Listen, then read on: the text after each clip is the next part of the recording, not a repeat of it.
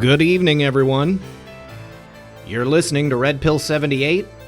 I am the corruption detector, and this is your Red Pill news for Friday night live stream. Thank you so much, everyone, for joining me a little bit later tonight. POTUS was on the Ingraham angle, and I did not want to step on real Donald Trump's toes. You guys know how I feel about the president, and I'm sure he had some great stuff to say. I didn't get to catch it myself. We were dealing with a little bit of technical difficulties here in the studio prior to starting the show, but we got everything ironed out. Everything's looking good. My guest tonight is Cary Poarch. Cary is, of course, the CNN insider from Project Veritas. So, you guys, I'm so glad that everyone's here. Glad that you're able to join us tonight. I know we've got several Patriots, probably more than several Patriots waiting in the chat. Lots of people here, ready to see the show. I do appreciate your support. I'd just like to take a moment to ask that everyone please do me a favor, like and share this video. Do help us get it out there. You know how much it helps.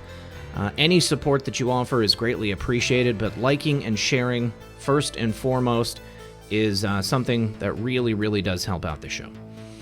I know that many people have been unsubscribed recently. If you wouldn't mind checking at some point during the broadcast tonight, make sure that you're still subscribed. Make sure that you hit that notification bell and that you select all notifications. And then also go on your phone or your tablet, whatever it is, go into your settings and make sure that notifications are turned on. We'll be right back after a quick word from our sponsor. Did you guys know that your assets are not actually yours when times get tough? Well, the Wall Street Journal recently reported on 2 hedge funds that are in big trouble. These funds look after billions of dollars in client money, but these same 2 funds are refusing to let investors get their money back. This is going to be happening more and more as things begin to implode. So where is your savings? Do you have the permission to ask for them back? Well, if you don't have control of your money when things start to get tough, you're in trouble, and Noble Gold has the answer. A precious metal IRA with Noble Gold will let you have real hold on your own assets because they're yours, always yours. Not bits of paper, not promises, not excuses. Precious metal returns are set to explode over the next few years. So if you get in touch with Noble Gold and discover how you can keep your money safe when you need it, all you need to do is give them a call at 877-646-5347 or go to noblegoldinvestments.com and let them know that Red Pill 78 sent you. Or you can always hit the link below and get the free gold and silver investment guide. Once again, that's 877-646-5347. Tell them Red Pill 78 sent you. And remember, when you support my sponsors, you support this channel. All right, guys, I see we've already got a couple of thank yous I need to say. Faithful Anon says, God bless, thank you for that super chat. Also, Herkimer Fuddwaddle, one of my quite franklies, he says, RP78 sent you my 2020 predictions. If anyone else wants them, contact me. Goofuslives@yahoo.com. That's right, okay. All right, so without further ado, and Herkimer, I will make sure that I read over those predictions for 2020. I'm looking forward to it. All right, without further ado, please join me in welcoming my guest for this evening, Cary Poarch, the CNN insider from Project Veritas. Cary, how are you, buddy? I'm great, Zach. Thanks so much for having me. It's truly an honor to be here, sir. Yep, not a problem. Red Pill's fine. It's all good. So yeah, everybody, listen, Cary, it's really, really brave what you did because, first of all, coming forward when you work at a place like CNN, obviously you're not going to get a very good reception from your coworkers, and I would imagine you probably, got some looks from other people in the media, it seems like there's got to be this, unspoken rule, that you whatever happens in the office stays in the office. Whatever the tricks of the trade are, even if it's besmirching the president and lying to the American people, you allow that stuff to happen. What was the reaction like when you came forward with this groundbreaking information that CNN was lying to us just as bad as we thought they were? Well, the funny part, Red Pill, is that I really didn't see any reaction for the first about 2 to 3 hours after it dropped. Really? Yeah. So while this was apparently, from what I've been told, setting the internet on fire for the day or two or week afterwards. Yeah, we didn't. Those of us right in the circle of it, we didn't see any of it for the first few hours because we were literally in a U-Haul leaving the District of Columbia as it was dropping, being off grid. But I mean, we had a few updates from now and then. Either one of us would, myself or my future wife, we would kind of turn our phone back on just to kind of check the temperature and you know turn it right back off after like a minute or two of calling and texting who we needed to, and then yeah, that was about it. But to answer your first question, yeah, there's definitely an unspoken code of keep everything in house, and I wasn't even anywhere near the top or even the middle of the organization.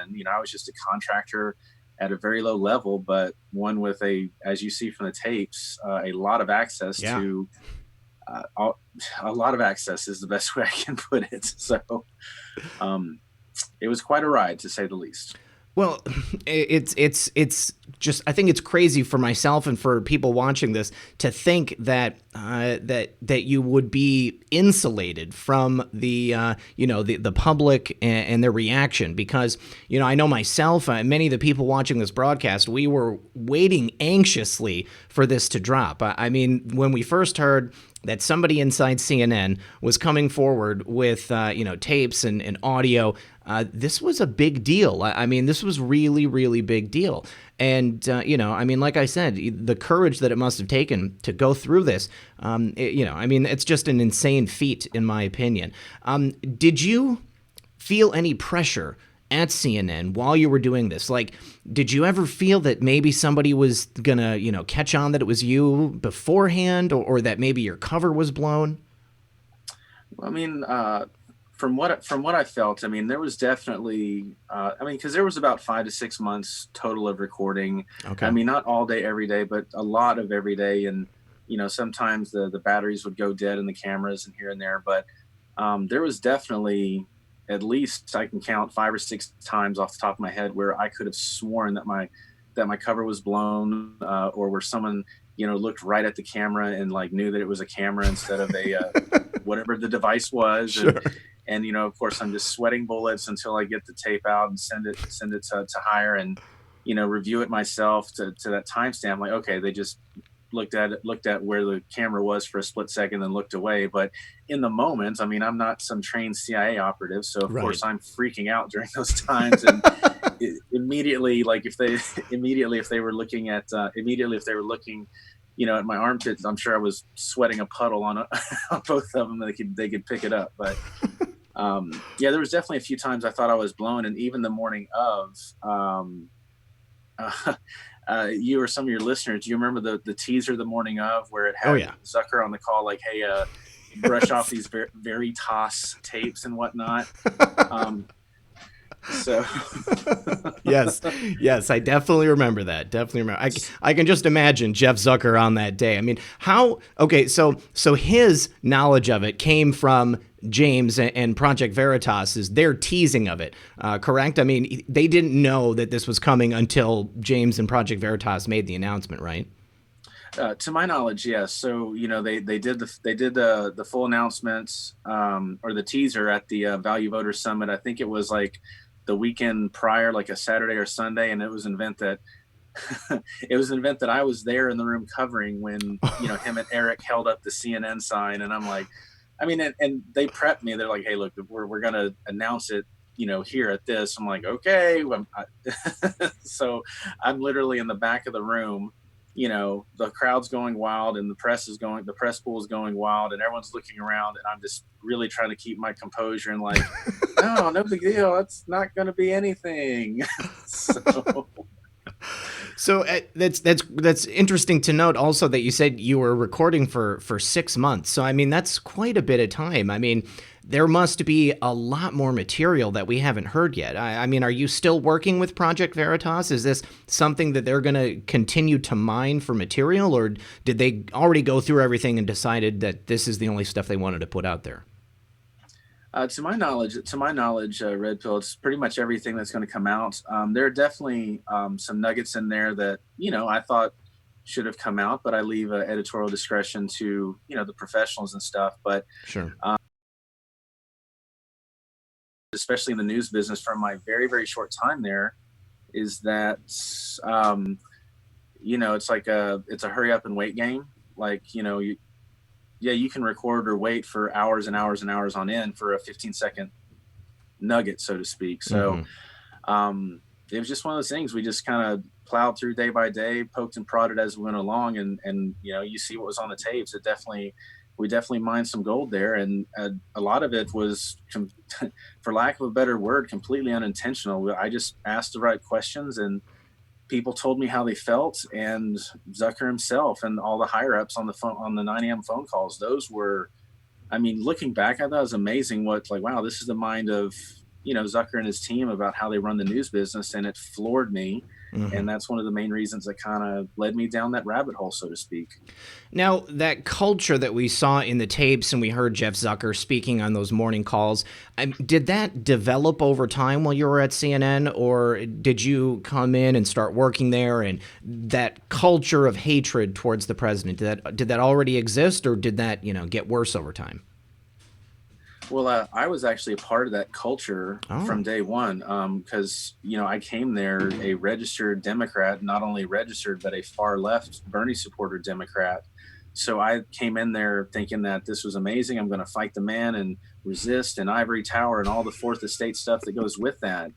But I always at least tried to pride myself as a seeker of truth in many things. And it's just one of those things where, I heard the calls from at least the first or second week. I didn't know who it was. Like, I didn't know it was Zucker and team, but someone was always having it on speakerphone, at least once a day or 3 to 4 times a week. It was always playing on speakerphone somewhere. And within the first couple of weeks, it's like, oh, that's Jeff Zucker. And like, man, he's kind of just going at Trump and stuff. Yeah. So that's what kind of started leading me down that path.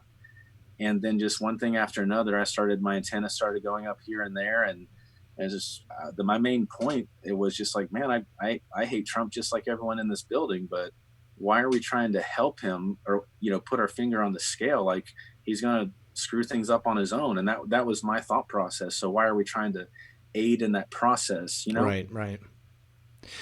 Now, was there any particular story that you maybe saw an element of deception in, or was there a moment at which you really started to take a look and say, I'm wrong about the president, I'm wrong about the direction the country's going? There were so many to choose from. It wasn't like 1 or 2 or even 3 like glaring, that was my aha, my metaphorical red pill moment or something. It was, I like to use the analogy, it was just grains of rice on a weighted scale. That it just, after one day, there was just that final grain of sand or rice that just kind of tipped it over. But there were so many opportunities where, the biggest one I can talk about is at the Charlottesville Unite the Right rally back in summer of 2017. Right. I was definitely part of that team, that engineering team and news team, boots on ground right after, the first punch was thrown, so to speak. And, we were all there. It was all a horrific type of day, that lady died. And obviously we all feel for her and her family. And, right. We all heard the speech right after. And then the subsequent couple speeches where, Trump like blatantly condemned, neo-Nazis and white supremacy and all this stuff. But the media still ran with the good people on both sides hoax. Even to this day, Biden used it in his coming out campaign video. So yeah. I'd say the Charlottesville one was the most blatant one, and that I kind of saw or heard, and that was fairly early in my tenure there. So that happened in like late summer, early fall, if I remember correctly. And I got there in the first part of June of 17 to CNN. So that was one of my first assignments, was going down there. So think about that. Within, let's just say, to be conservative, it's a big one, pun intended, 90 days of my hire date, I'm boots on ground in one of the craziest happenings in the United States, the craziest stories of the day. And I'm starting to hear something that really kind of made me like, wait a minute, what's going on here? Mm-hmm. So, that may have been one of the moments where it kind of made me listen a little more and just start digging and doing some research on my own, channels like, what's the normal progression, like your Steven Crowder's, dipping into Breitbart a little bit. And, I still love me some Jimmy Dore from time to time. So I still started dipping into various independent outlets. I mean, much like yourself, and I honestly didn't know about you until, you know, Zach Voorhees told me about you. And now I'm an obvious fan as well. But thanks. you know, like Crowder, Breitbart, Gateway Pundits, you know, those types of people. Yeah. And just hearing the different side that I didn't hear before, or chose not to, or wasn't shown before in a true objective light. And it just made me look around. I'm like, wow, this is crazy. Like, this is not news. And I'm not even a journalism major or anything like that, but I'm like, this doesn't feel right. So, and that led to many, many, many, many weeks and nights and months of just battling with myself for many reasons, most of which I'm finding myself going deeper and deeper into a rabbit hole, so to speak, and finding out that my previous worldview was nowhere near how it was presented to me. And that was a very scary place to be, where you held certain viewpoints that you felt completely justified in, but now you're finding out that all the information was slanted in one way and wasn't presented to you on an objective plate, so to speak. And then it's like that Matrix moment. You're faced with the blue or red pill. Like, now you know kind of how the sandwich is made. Right. Now what? So that was a very rapid and scary 6 to 12 months, so to speak. How did that present in your personal life? I mean, you said that you're engaged to be married. I assume that you've got a family. You know, I know that, you know, as a former Democrat, I was raised a Democrat, and, you know, that's just how it was at my house. And that's how it is in the area where I grew up. So, you know, I had to go through a period of time where I red-pilled my mom. Yeah, red-pilled the people in my life. You know, did you have to go through an experience like that as well? No, funny enough, I didn't, because most of because I remember I moved up to DC for the job, but lived all over the place, all over the country through my Navy experience and duties and whatnot. It's weird. I grew up like pretty staunch conservative, then went really far left in college, then found libertarianism. But at the time, and when I went to CNN, I was pretty far left, you know, knocked on doors and campaigned for Bernie. But even when I was doing this, I met my future wife in the middle of the ideological transition, and she was, you know, fairly conservative, her family as well. So, but not really political, if that makes sense. They had their beliefs, but Sure. they weren't, you know, they weren't consuming media like I was, like content and whatnot. Not zealots. Yeah, not crazy punditry and whatnot. So, but yeah, but the amazing part was, you know, she was there for most of my conversion, so to speak, and just kind of got to see me struggle with it internally, night after night. Like, I mean, I was losing sleep, I was sweating, and, you know, because all I had been presented up to this point is, I'm not going to say a blatant lie or anything, but definitely not presented objectively. So she got to witness firsthand me wrestle with the information I was getting, and then how I was processing it, and then ultimately, you know, well, am I just going to sit back and take it, or am I going to do something about it? And that was the wrestling match right there. Can I ask how you decided to reach out to Project Veritas? And can you explain how somebody would go about doing that, in case we have people watching this show? Because I've had insiders reach out to me too, and I always suggested that they go to Project Veritas, especially if they can get this kind of material. Yeah, absolutely. I mean, I appreciate you pitching that question or teeing it up for me. I never want to miss an opportunity to obviously edify those guys, and James O'Keefe. I mean, they are cream of the crop. What you see is what you get, and he will take care of you. He and his team are top notch. And if your listeners or anyone out there listening and watching this, if you work in some type of government, finance, education, media, whatever entity, and you see some stuff like I did, or the ABC, the Epstein story, if you see some crazy stuff going on, we would love to talk to you at projectveritas.com/brave. There's a Telegram link, a fully secure link to, you know, protect both people's identity. I promise you, if you have some stuff, James and the team read every message that comes their way. So that is my highest advice. If anyone is thinking about it and wants to kind of remain anonymous for obvious reasons, you know, definitely reach out. To answer your question, so I met James at CPAC 2019, so literally a year ago next month, in DC. I knew who he was. I respected him. I didn't like him, obviously, because he was taking down my guys, right? But it's one of those things where, I mean, even though I didn't like him, I respected him and his methods because, well, you got it on tape. You can't argue with tape, even though Washington Post and all the others like to kind of say, well, what was the context of this conversation? Like, well, it was right there. There's multiple conversations of subject matter X. And, well, I don't think he really meant that. I'm like, okay, but then you go out mainstream, go out and quote a friend of a friend of a source of a source of a source, 13th party, and then call that, airtight sources, right? Mm-hmm. Right. But yeah, so CPAC 2019, I was pretty much fully, so to speak, red pilled or at least mostly red pilled my journey at that point. And it was kind of cool. Like, I was at CPAC, I was getting to see a lot of the people that I saw online and that were kind of responsible for, aiding me in my journey. And I was like, oh, this is really cool. But I obviously had to play it low and play it cool. I mean, I'm walking around CPAC with my CNN badge. I mean, right. Kind of hostile territory. It was kind of weird. Like I'm walking up to, all these people. I'm like, hey, I'm kind of a fan. And like, they look at my badge. I'm like,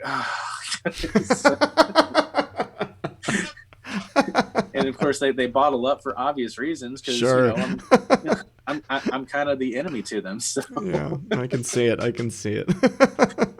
But, the story I always like to tell is when, I was just kind of looking at the program, like, hey, who's up next? I'll go watch and, do my job. And, I saw him sitting down with Epic Times or Charlie Kirk or someone like in the mini booths and whatnot. I'm like, okay, yeah, cool. Awesome. I remember him. And wow, it's the first time seeing him in person. This is kind of cool.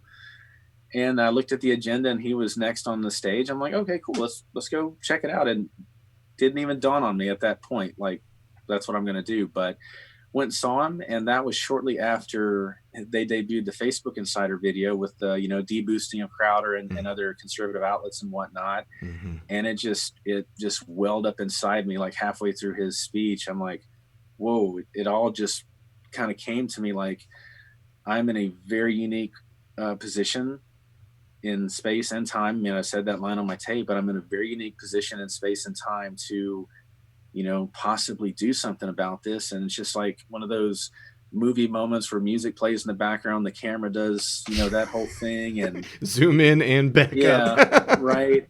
And, by the end of his speech, the whole real cheesy, be brave, do something. I'm like, you're right. I will do something. And, that's great. But Billy Mays, but wait, there's more. Right. So the craziest part, I'm like, yeah, I am going to do something. Like I'm all jacked up on Mountain Dew. So you to stand speak, up in the middle of the crowd. Yeah. I'm all jacked up on Mountain Dew. Going to kick you like a spider monkey and other Ricky Bobby comments and whatnot. And I'm like, yeah, I'm going to go down there. And I'm like, wait a minute. I'm still a CNN employee or contractor. Cause some people will try to you're not a CNN employee. I'm like, I never said I was. I was a contractor, but I worked there. Duh. Right. But anyway, so I'm walking down to the book signing, James's book signing, because I got to get close to this guy and whisper in his ear, and I'm like, crap, I'm in enemy territory. How do I get close to him? I know. I'll go put $30 on my credit card that I don't have to buy this book to get close to him. At the very least, you'll get an autograph. And I did, and I still have that book. It's on my bookshelf and whatnot. That's so cool. But I got up to him and I was like, everybody's moving their thing and person by person. And I finally get up there. My heart's beating 1,000 miles a minute, so to speak. And get up there and like, hey, what's your name? I'm like, oh, my name's Cary. And what do you do? And I like lean into him. I'm like, I work for CNN. He's like, and he like, and he like dropped his pen. And he's like, and he tried to play it all cool. And I'm trying to play it all cool. There's cameras everywhere. And he like just writes his number on the business card. He's like, call me. We need to talk. I'm like, okay. Oh, that's so cool. But the best part, I didn't know this at the time. Like I thought that that was cool. He sent one of his guys afterwards to just kind of sniff me out and just kind of see who I was. Make sure you're not a plant. No, of course. And I'll jump into that after this, but he sent one of his guys and, name withheld for obvious reasons. But I found out that James thought I said I worked for like CIA or some agency type thing. So he sent his guy to kind of sniff me out, and the operative, let's call him John, John's like, yeah, so which government agency do you work for, Cary? I'm like, oh, I don't work for an agency. And of course there's people around me, and I'm hiding my CNN badge. Yeah.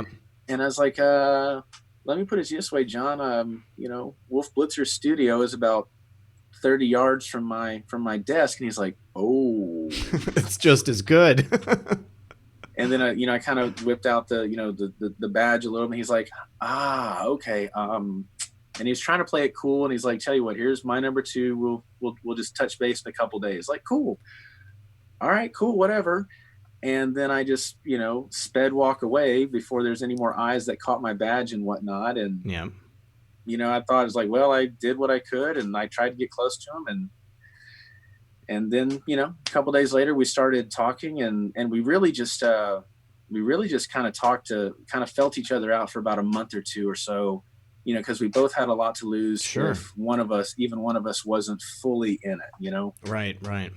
And, and then just something happened at work. I wish I could remember it like another grain of rice. And then I just called James. I'm like, look, this and this happened. Let's do this.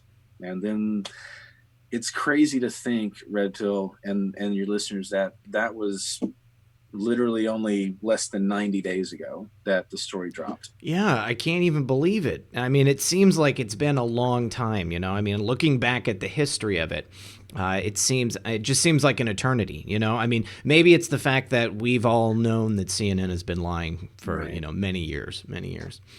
But, so once that took place, obviously I don't want you to expose any specific methods, for going in, but, or the way that you actually recorded. But did you guys have a plan? I mean, were you looking to have it go as long as it could?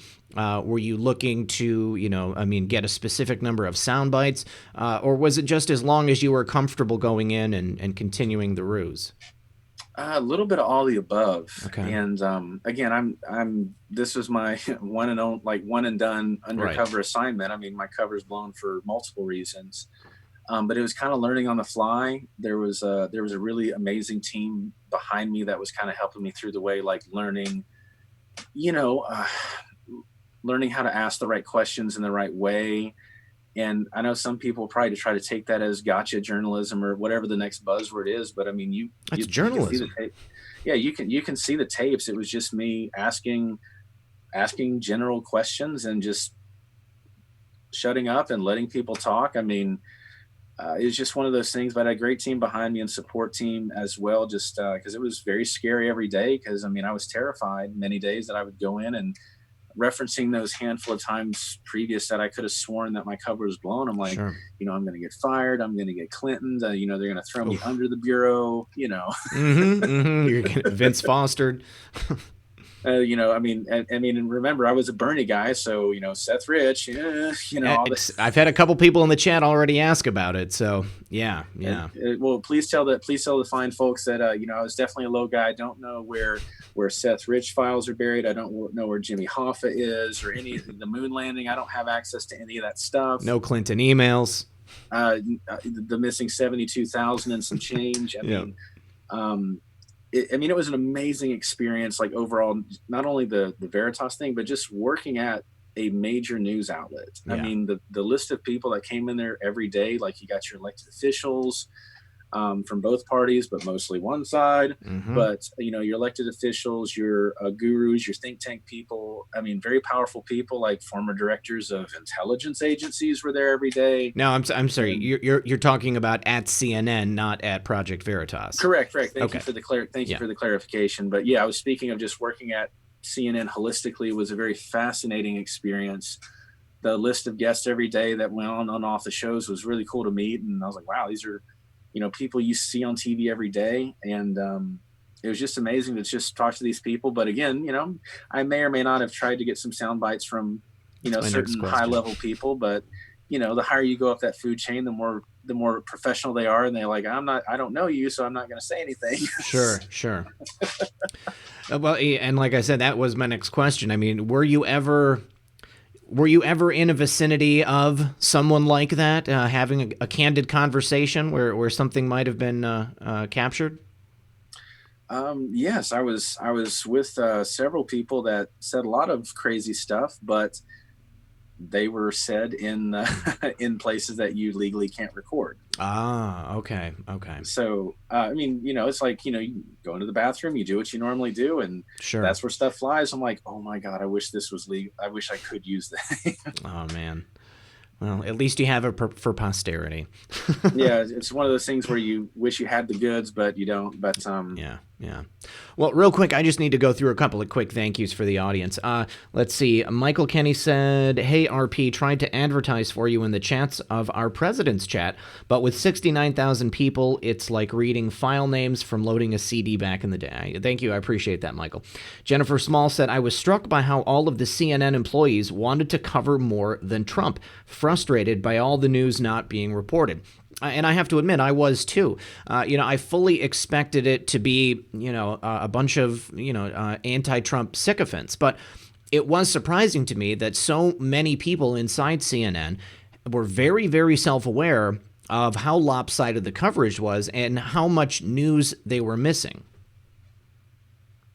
absolutely, and that's one thing. That was one of the main sticking points. That I wouldn't say sticking points. That's the wrong term. But one of the things that I really wanted to make sure that happened was that these were good people.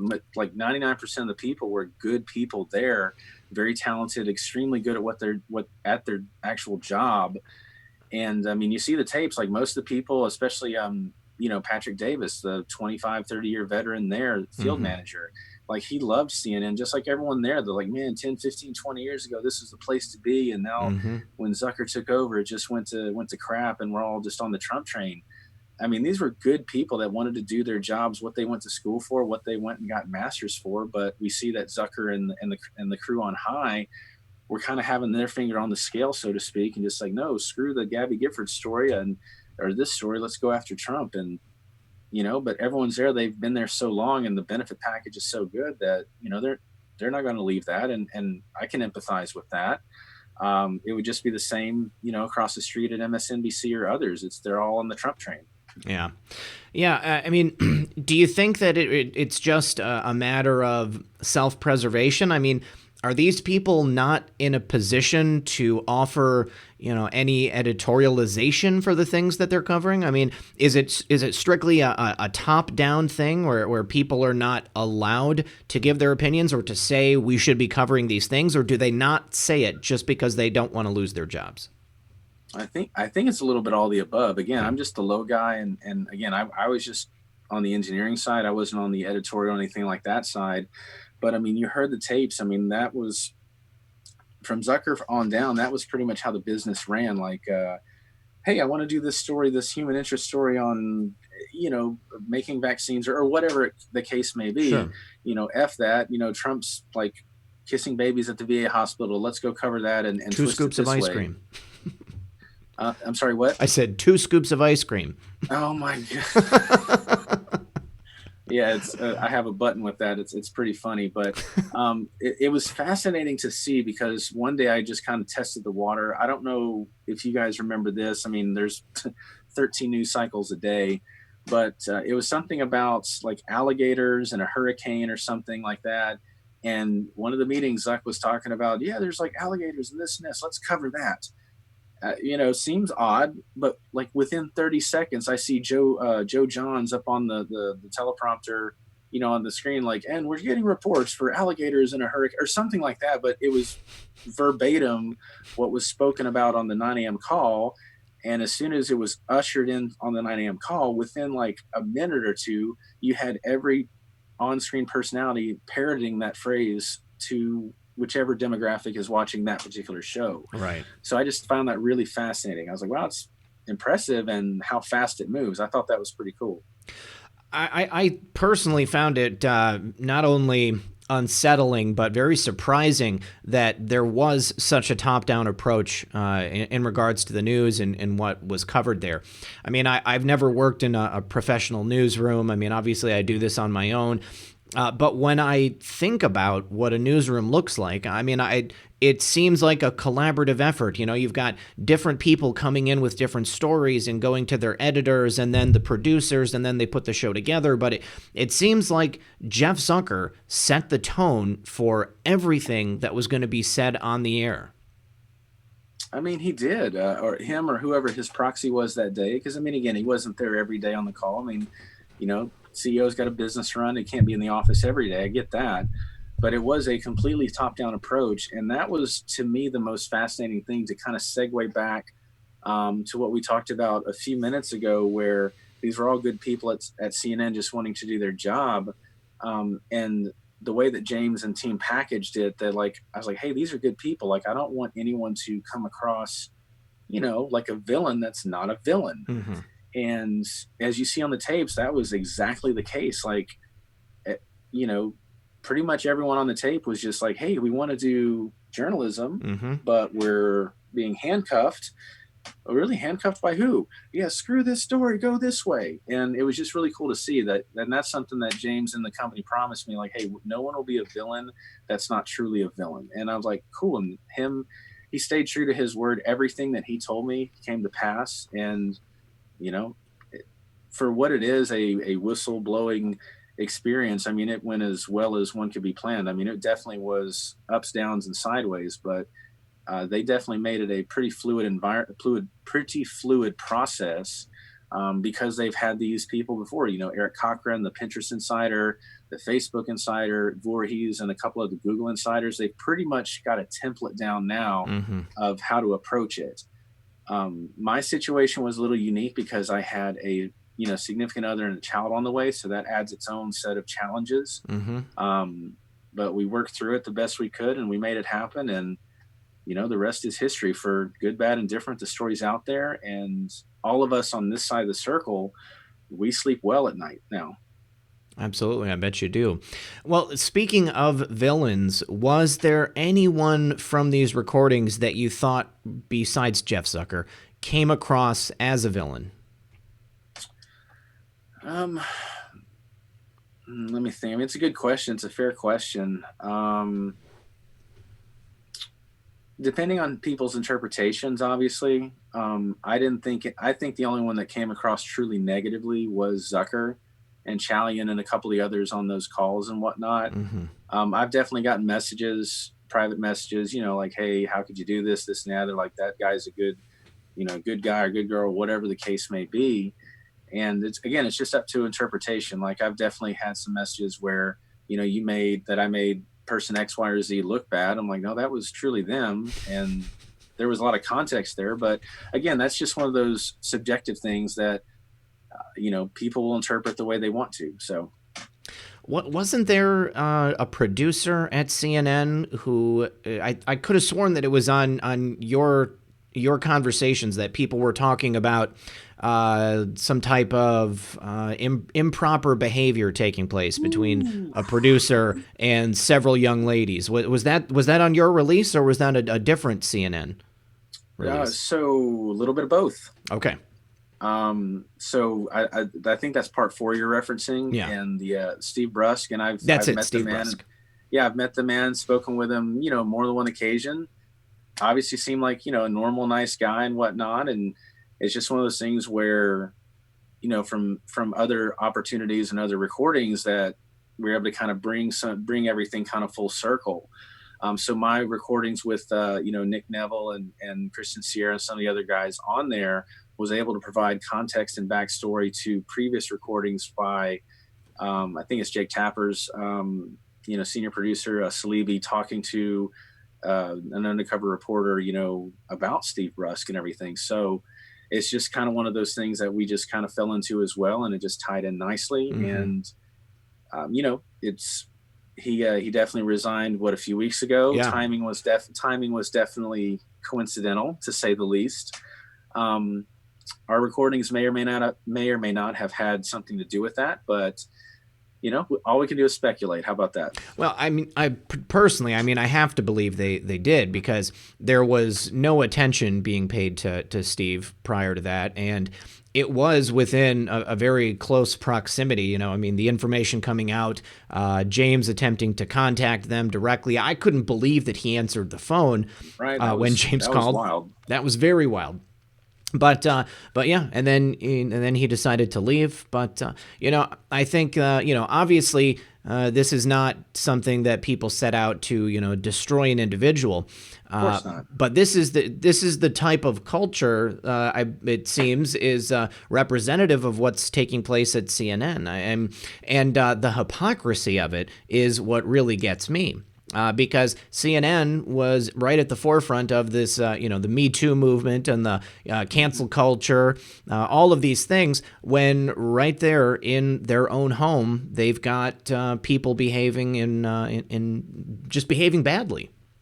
Oh yeah, absolutely, Red Pill, and it's one of those things where, me just as an outsider, a low guy on the food chain, I would go around and just casually ask somebody like, "Hey, I've heard some crazy things," and people would literally confirm it, or like, "Yeah, I mean, I don't have personal knowledge of it, but yeah, that's the rumor. That's the rumor that him and others. I mean, I don't have the rest of them on tape, but that him."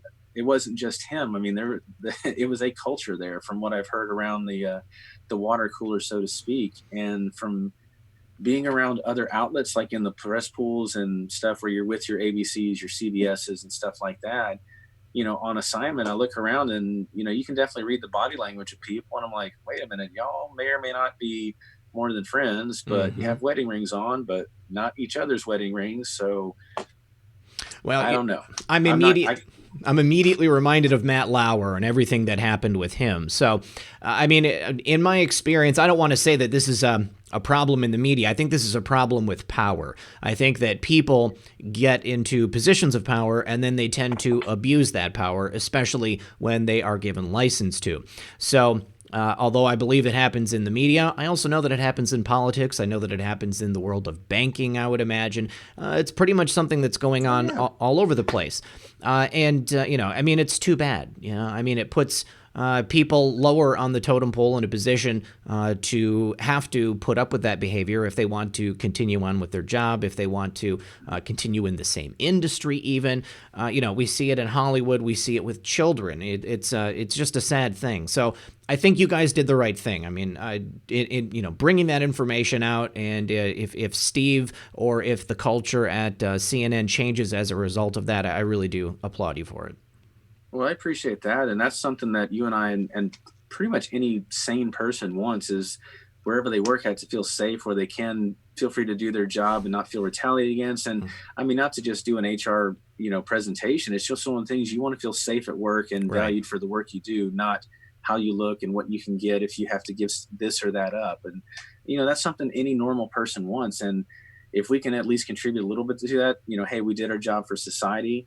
I wish it could have gotten more conclusive where something was admitted or not admitted, but if that's the case and someone stepped down and it improves the climate there, then I'm definitely honored to at least play even a small role in that. Yeah. And it's amazing. Like, we talk about positions of power. If you think about it, the media is one of, if not the most powerful institutions out there, aside from your intelligence agencies, where, we're seeing now and reporting that, media and intelligence agencies are, ironically, using the word, colluding with one another to spin certain narratives and viewpoints and everything like that. So it's very interesting to see, like, truly how, like, working in that building and just comprehending the magnitude of what is happening there. It was very interesting, and for lack of a better word, sobering, being around, like, wow, like, these are probably some of the most powerful people in the world, because they have reach and influence, and the reach and influence peddlers that came in and out of the elevator on a daily basis. It was a true concentration of power, only rivaled by that, a few hundred yards up the hill on Capitol Hill, like that concentration of power. So it was very interesting and intriguing just being in there every day. And then once I started to kind of go down that hole and rabbit hole to kind of see how the chess pieces were kind of moved around and strategically, like, oh, okay, we're going to bring in this. I hear the talking points on the 9 a.m. call. The pundits immediately start pushing it, and then later on in the day, elected representative X, Y, and Z say the exact same things that the media started out at the 9 a.m. call. So that was very fascinating to me. I would like to expound on that very point, because I knowing what we know about the relationship between intelligence community and the media, did you ever witness anything more direct, anything besides just the anecdotal food chain of the talking points and seeing it play out? Or did you ever witness anyone coming in, as a representative of an agency or the U.S. government and delivering talking points to the newsroom? Okay, so I worked on the 11th floor, which is pretty much the engineering floor, and where not the engineering floor, pretty much the studio floors, where like you had, like Wolf Studio, Jake Tapper's studio, and a lot of the smaller ones. The newsrooms were actually on floor 8. That's where like all the bullpens, all the writers, the producers, I basically call them the heroes of the news agency. They're the ones that kind of do the digging, find the tweets, find the records, and present them in a package form to, the pundits and who's going to write the show. I was never in any of those meetings where like I had, some G-man in a trench coat walking in and delivering a briefcase to Wolf Blitzer. No, that I never witnessed any of that or anything like that. But yeah, it was just pretty much what I would just kind of piece together in my mind. We're kind of observing. So I wish I had more of a smoking golden gun for your listeners than I do on that one. No problem. I appreciate it anyways. A couple more thank yous. Angel Eyes said, thank you, Red Pill. God bless and protect you. Q was called real on Joe Rogan today. I saw that. Yeah, Eddie crazy. Bravo was in there talking about it. Very cool. EO2 Dave said, let's thank Schiff. Triangulation of Soleimani was easy since they were on the phone together at the time of the strike. Adam Schiff and the general were on the phone together. That's a good one. Momo says, love from Hong Kong. And let's see, there's another one. Also says, Cary Poarch, you're our hero. I like that one. Diane Rain 1 says, please hit the like button if you want Jesus to autograph your Bible someday. I mean, that'd be nice. It's a good one. I'll take it for sure. Thanks, Diane. Then KP Grainer says, great explanation of your red pill journey, Cary. Lifetime Democrat here, RP'd heavy over 1+ years. Imagine my surprise of Soros funding Women's March right after the election, thinking you were doing good. So that would be quite the shocker to participate in the Women's March and then realize that it was a George Soros operation. And then Dave Stealth Bomber says, I had a friend who worked at CNN, and he said CNN packaged and sold news to other stations. Probably why verbiage repeated on so many stations. I have seen that before. I know that I've seen what, that basically it's a segment. CNN will put it out, send it out to the local stations. Local stations don't necessarily have enough news for the day, so they'll go ahead and use those kind of human interest or puff pieces. Or if, I know that the government does it too. Did you ever see any of the prepackaged government segments come through? I can't say I did that one, but I did witness several of the correspondents that were, doing their tracking and, like, hey, this is, for instance, this is Omar Jimenez with KTLA or, some local stations. And that's what you're talking about called News Source, and where they would package the different segments and sell or rent them for financial gain to your local markets and different affiliates and whatnot. So the whole it was very fascinating from a business standpoint. But yeah, absolutely. They definitely do that. And that's your listener was precisely correct. Like it spreads far and wide that way as well. Okay, excellent. Daniel Turgeon asks, did you see that ABC posted a picture of a child's red shoe? I did not see it. There is there's an actor, a celebrated film actor. I'm not going to say his name because people have gotten strikes because sure. He posts on his Instagram and Twitter images of single shoes and single gloves. It's kind of creepy when you go through and look at the history of it. I'll tell you off the air if you don't know who it is. But sure, yeah. Yeah. And then Faithful Anon says, trying to donate more, but I don't know how. Faithful, when you hit the dollar sign and you put in your message for the super chat, there's a slider on your phone or your iPad or whatever it is, your tablet. Slide it to the right if you want to increase the amount of your donation. And then Bert became a member of the channel. Thank you very much, Bert. I do appreciate the support. So, Cary, was there anything that you did capture that didn't get released that you could talk to us about today? There are definitely a few things that I've captured, that did make the cut for whatever reason. And as much as I would love to talk about these today, I just need to get clearance before I do. Sure. Sure you can understand that. Yeah. But yeah, I mean, it's definitely, there's a few things that I wish, could have made it. But again, I trust the judgment of the team. It's just the whole experience. I mean, that was one of the craziest parts where, Andrew Breitbart always said it best, like release a little bit first, let them react, then kind of come back with the real meat and potatoes. Yes. And from what I did, looking back at the first release, we released it, the world's burning at the moment. And then of course it dust settles and it's like, hey, well, Cary didn't capture any journalists on TV, just got, low level employees or engineers or this or that. And then of course, then we hit him the next couple days with respondent, but it's one of those things where, we're finding out that no matter what we release, people are going to try to spin it one way or the other. Well, I didn't get any journalists the first day. I'm like, well, Jeff Zucker's pretty high up. I mean, he kind of knows a thing or two about the business. Yes. So. Yeah. I was real surprised that it was Jeff Zucker that you got. So yeah, if people don't understand the implications of that, then whatever, they're never going to get it. It is what it is. And it's crazy because we spoke earlier that, it's literally, right under 90 days 3 months since the release. And it feels like 3 years, like to us, to me and my family, my pregnant future wife and whatnot. It truly feels like it's at least a year or two past, but it moved so fast. Yeah. And we're down here, not in DC, just trying to live a normal life right now. And we are doing that for the most part. Our family obviously knew about it right beforehand. At my new job, I mean, there's actually a couple people that were internet sleuths and kind of stalked me, and they're like, whoa, I'm like, shh. Thankfully they are on our side of the fence and whatnot. So, and it's just one of those things I'm like, hey, I love it that you're happy and I will tell you all about it. But I just want to live a normal life here. So, Right. And there's been a couple of amazing people. I told him I'd give him a shout out on here. Please. It's one of your longtime listeners at Rad Dad Chad. Oh, hey, yeah. Yeah. Super cool guy. We actually got a chance to meet in person, and Twitter is great and it's not great at the same time. But this is one of those great parts. Is everyone knows we're having a child, and I just threw out on Twitter like, hey, whose favorite car seats do they use? I just wanted to get some feedback.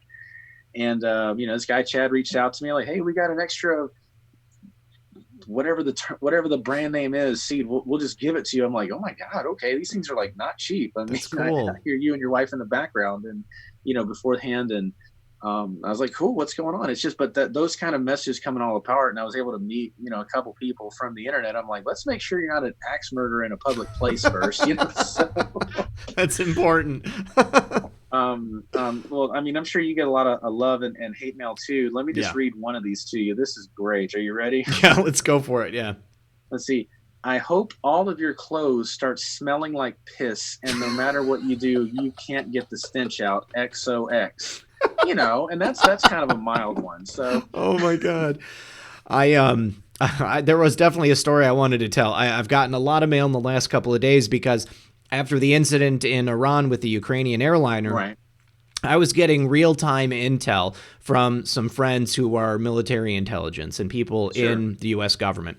So as soon as I woke up that morning, I started making the video. I started recording segments, and every time I would start to record, we would get some more information. And so it started to evolve, and I was like, wow, wouldn't it be cool if I just left each of these segments in there and I tell people that, you're about to watch, this video evolving from the first moment that I do it until I get to the truth of it. So I ended up recording it 3 different times and then chopping it up and putting it all together. And then finally, at the end of the day, I'm like, okay, now I'm confident to say that I believe it's this based on what I'm being told, which, completely contradicts what I said at the beginning of the video. But that's what happens when you're doing research, and you're dealing with news in real time.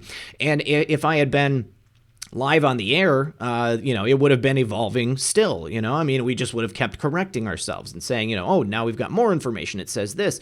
And so I thought it was going to be so cool. And some people just, they couldn't handle it. I don't know if they didn't finish watching the video or if they just didn't like the fact that I was honest about my process. But when I thought it was really neat, and sometimes people they get their pants in a bunch about things if they don't do it the way they want you to. But I hope that everybody else enjoyed it because I had a lot of fun making it. I mean, of course, there's nothing fun about the tragedy that happened, but of course, but it's just the ability to do this work in real time. I'd always thought about wanting to get into journalism, but my education wasn't in journalism. But this was something that I did recreationally. So to be here right now in this place and time, it's just, I feel that I am exactly where I need to be. And I imagine that has to be the same feeling that you had, to be able to put yourself into that situation and to come forward with, really what was some incredibly telling information. I mean, absolutely, Red Pill. It's one of those things where people like yourself and that whole ecosystem were pivotal in not only mine, but think about that. Like mine was just publicized, like my journey and my conversion, and it wasn't even like you were trying to convert anybody, you and everybody else. Like, hey, here's the actual information that you may or may not be getting from your normal food troughs. And it's crazy. And I told Jan from Epic Times when I did the Turning Point interview like last week, and it's like, you and everybody else, you probably don't see 99% of the impact that you and everybody else have on the general public. Because think about that. Mine was publicized, but I was sitting inside CNN's news bureau consuming content like a madman on my journey. I'm just one of hundreds of thousands of people across the US that are just slipping in a video here or there where they can, and like in the closet in their home when they can, or in their workplace where they, can't get fired at or whatever. So right. I love it that you were so open with your viewers. I mean, I definitely want to, if you could text me that, I'd love to see like that video about your process. I'd love to see the video about your process because it's true, it's real, it's visceral, and it's one of those things where you and actually all the other, you may not have the big newsroom or the big 7, 8, 9 figure budgets and stuff, but people like you and Tim Pool are the reason that this information is getting out there, the true boots on ground journalism without without the J school credentials. And obviously nowadays we're literally seeing thousands and thousands of positions let go because trust in mainstream media is falling off a cliff. That's something I always want to tell people. I never want to miss the opportunity to say that I did not come out here with the intention to destroy CNN. And I get where people may think that, my goal in this whole thing was to just shine some light on it. And I wanted one of two things to happen. I wanted either CNN to just own where they're at. Fair enough. Like, oh, cool. I'm watching CNN. Cool. I'm getting the left of center or really left, perspective. Cool. I know the lens that I need to look at this. Or 2, return to their bastion of greatness, the actual ivory tower where people like Patrick Davis and all the people describe where, you had Republicans, independents, and Democrats coming together to report the facts. And if there was even a whiff of bias in an article, Bernie Shaw would just rip it up and send you back to the desk to, come back with an actual objective piece of journalism. So one of those two things were actually my goal. I mean, I can't speak for James and the crew, but that's what I want to do, just to throw the information out there, see what happens, and go from there. I mean, they settled a fake news lawsuit with the Covington kid this week or last week. That was great news. Great news. I thought I was reading the Babylon Bee when I opened it up. No, they didn't settle. Oh shit, it's NBC. They did settle.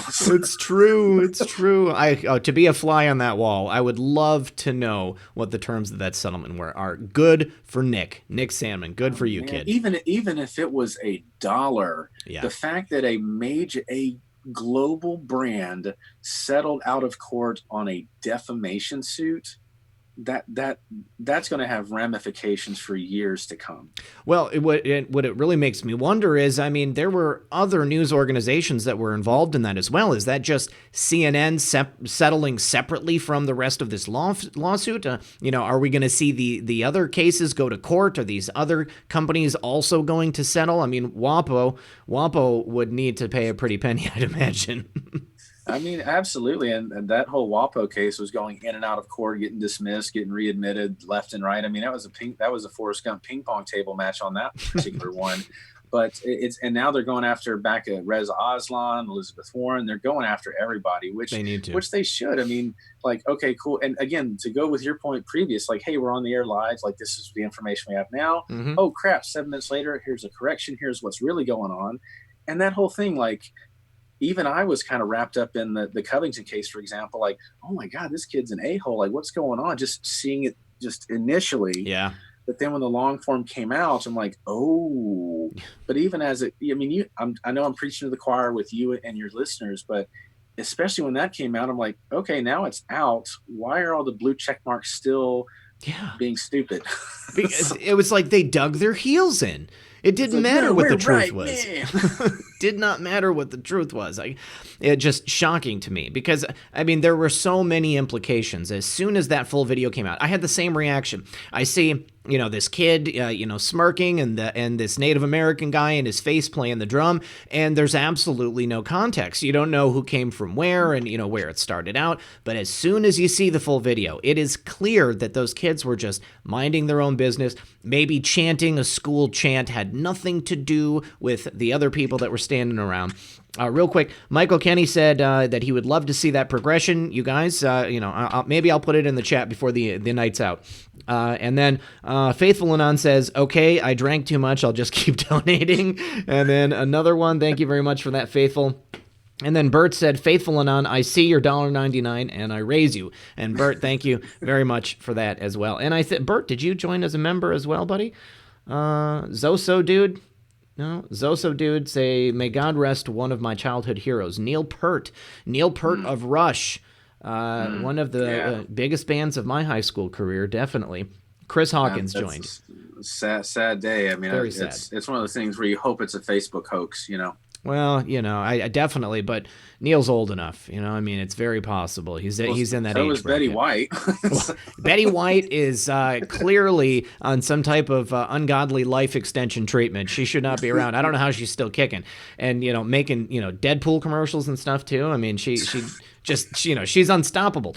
And then Purple One, good to see you, Purple One. She says, you are absolutely gorgeous. Thank you very much, my dear. I appreciate the support and the fluffing of my ego as well.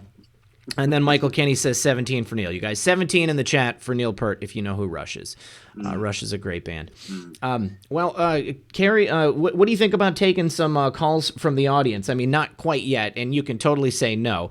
But I'm just asking if you're open to it tonight because it will determine how long we go. Yeah, I'm definitely open to it, and I'm sure there will definitely be a troll call or two, which I'm expecting. I mean, that was one of my favorites, not the right word, but enlightening, because I expected my friends list to be pretty split down party lines, like when the story dropped. Mm-hmm. But it was definitely nice to see who my true friends were after this whole thing. I mean, I definitely lost a handful of like OG friends, which was surprising and hurtful. That's too bad. But it definitely was enlightening in a good way. And now I know my crew and my ride or die crew, and we're good to go. So I would love to answer some calls from some your fans and readers, and we'll have a good time. Awesome. Kathleen McKeon, she says, okay, trying again. Great show. Thank you very much for that, Kathleen. I appreciate it. Also, Son of a Green Card, good to see you, buddy. Glad you're here. Thank you both for doing what you do. I appreciate that. I'm sure Cary does as well. And then Dave Stealth Bomber said, Cary is a huge red pill for many who are still asleep. Be proud, brother. Yes. Wow. Very much so. You really should be proud. It's interesting. You mentioned losing the friendships because in 2016, I said that I was raised Democrat. I had everybody in my area. It's like 98% Democrat. And Right. so, and during the 2016 election, I came to, to learn about Donald Trump and who he was and what he stood for, to see him as more than just, some type of real estate or media mogul. And I knew that it was necessary. I had to vote for him, and that if I wanted change in this country, it was going to have to be through him. So once he won, I became emboldened, and I said, maybe other people out there in the real world in my area are going to have the same realization, or maybe they already are at this point. And so I'm going to come out as a Trump supporter. I want to go ahead and say it. I want to be, proud of it.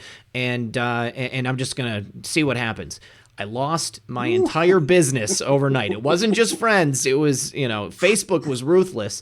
I got rid of Facebook at that point, but I had a web design business, and literally every single company that I had built a website for and I was hosting on my server, they all left overnight. Forced me to completely reinvent myself. So in the same way, I found out who my real friends were, because now the people that I have in my life are, people who are here not because of some sham, not because of, some lie that they've been told and that they've been, living their life by. These are people who are intelligent, who are discerning, who are interested in having an intellectual debate. I don't have to, worry about who I am anymore, and it's a very liberating feeling for sure. Oh, absolutely. I'm jealous of that right now. I mean, I work in an industry that's pretty leftist and whatnot. So if anyone goes on my Twitter, they'll find it. But I obviously can't. Have my Trump 2020 flag at my desk or my MAGA hat or anything. But it's really nice to know it's one of those, what the old school, like Reaganite conservative, the silent majority. I mean, when you find in a crowd, when you find like minds, it's a really refreshing thing. And and we all saw, the media and the polling had it wrong, very wrong in 16. So and I mean, you probably saw today that guy that was going crazy at an Elizabeth Warren rally. Did you see that video pop up today? I did not. I was driving all day, but tell me what happened. I mean, it's just this guy. I mean, I don't know if it was a plant or legit, but it's just a guy just going crazy, calling Elizabeth Warren a fraud and a scammer or whatever. And I'm like, hey, I don't not agree with you, but back up like 30 feet, it just like, this is a rally. It's like 20 people in some dive bar or something. But you contrast that type of rally or gathering, with a Trump rally where there's like 10,000 people outside of Ohio in the overflow or something like that. So, it's very interesting to see. Whoa, no, I don't want to shut down the stream. What just happened? Oh no. Good God. No. I'm trying to put the Zoom call information up on the screen. I had something specific I wanted to ask you in regards to. I know that feeling. I just lost it. Okay, guys. Well, oh yes. Can you explain or describe the mood for us on the morning after Election Day 2016? What was it like inside CNN? Okay, so I can't speak to that personally because I came there. Oh, you were afterwards. But yeah, there were several people, if you look back at the tapes, that describe people in tears, lying on the floor, just having emotional outbursts, and just having a bad day. Mm-hmm. All the triggered stuff that you see on TV. And again, I never enjoy seeing people in pain, just as I'm sure you guys don't either. It's just one of those things where I'm like, wait a minute, so you're a news business or a fourth estate and you're upset that a particular candidate lost. So, but all the people, and like I said, on the tapes, there were definitely more than one person talking about the solemnness and the somberness and the sadness inside the Bureau the morning after. So, I'm looking forward to giving them that same feeling in a few months. So. Exactly. So, do you have any predictions on how 2020 is going to go? I mean, are you feeling pretty confident about it? I mean, I am. Yeah, I'm feeling extremely confident. My only caution is that we don't fall into what Hillary's camp did of right. going from confidence to complacency. Yes. Trump and his campaign were able to take advantage of that complacency 4 years ago. And I kind of see a risk that we might do the same. We definitely have the groundswell, the support, and the momentum. We just have to kind of keep charging, especially now that, you know, big tech is kind of coming together, circling the wagons and whatnot. I mean, I'm sure you're bleeding followers just like I am for no apparent reason, and all the other right-leaning people on the Twitter sphere and YouTube. And I mean, heck, shadow banning is actually out in the open, part of their TOS now. So it's just one of those things where I think we have to actually go old school, the old text or email systems, you know? Yes. But it's just, that's my prediction. Like, if we stay our course and each one bring one, to quote old church terminology, each one bring one, and make sure we all get out to the polls and do it, I think it'll not be another landslide. Yeah, I completely agree. We cannot be complacent. Everyone has to act like this vote is just as important as it was in 2016.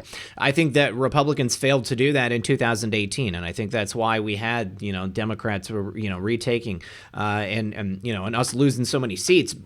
You know, and obviously I think there was a fair amount of election fraud going on. I mean, we watched in real time as Kristen Sinema just, you know, all of a sudden found 30,000 votes out of nowhere, but you know, I mean, that's what happens. You know, I can't see that happening this time. I mean, everybody needs to get out and vote. If you guys are not registered to vote, anybody watching this show, please make sure that you are, make sure that you vote, make sure that you talk to the people in your life and ask them to vote as well, even if they vote for the other side. I mean, I just want people to engage in the process, because just imagine, you know, how many illegal votes are cast every year that negate an American vote. You know, we have to have as many people out there as possible in order to get past that. Yeah, well, let me tell you this way, because I mean, it's not an open secret, but I've said it, like, you know, I live down in Florida now, and I sent in my registration. And, you know, I get that sometimes there might be like a clerical error, like, you know, misspelling of one letter in a name and stuff.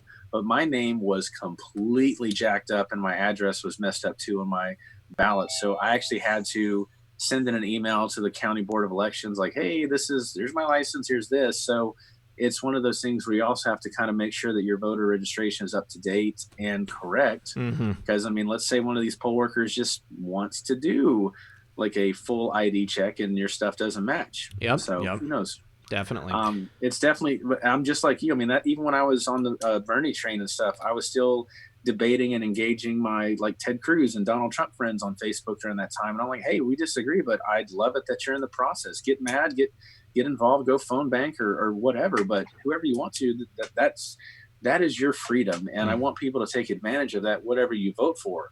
Now, in turn, I also try to say, now this is a two-way street. Like, you can't demonize the other side. Let's try to bring dialogue to the table. And again, we all know how that generally can play out sometimes. Yes, it's true.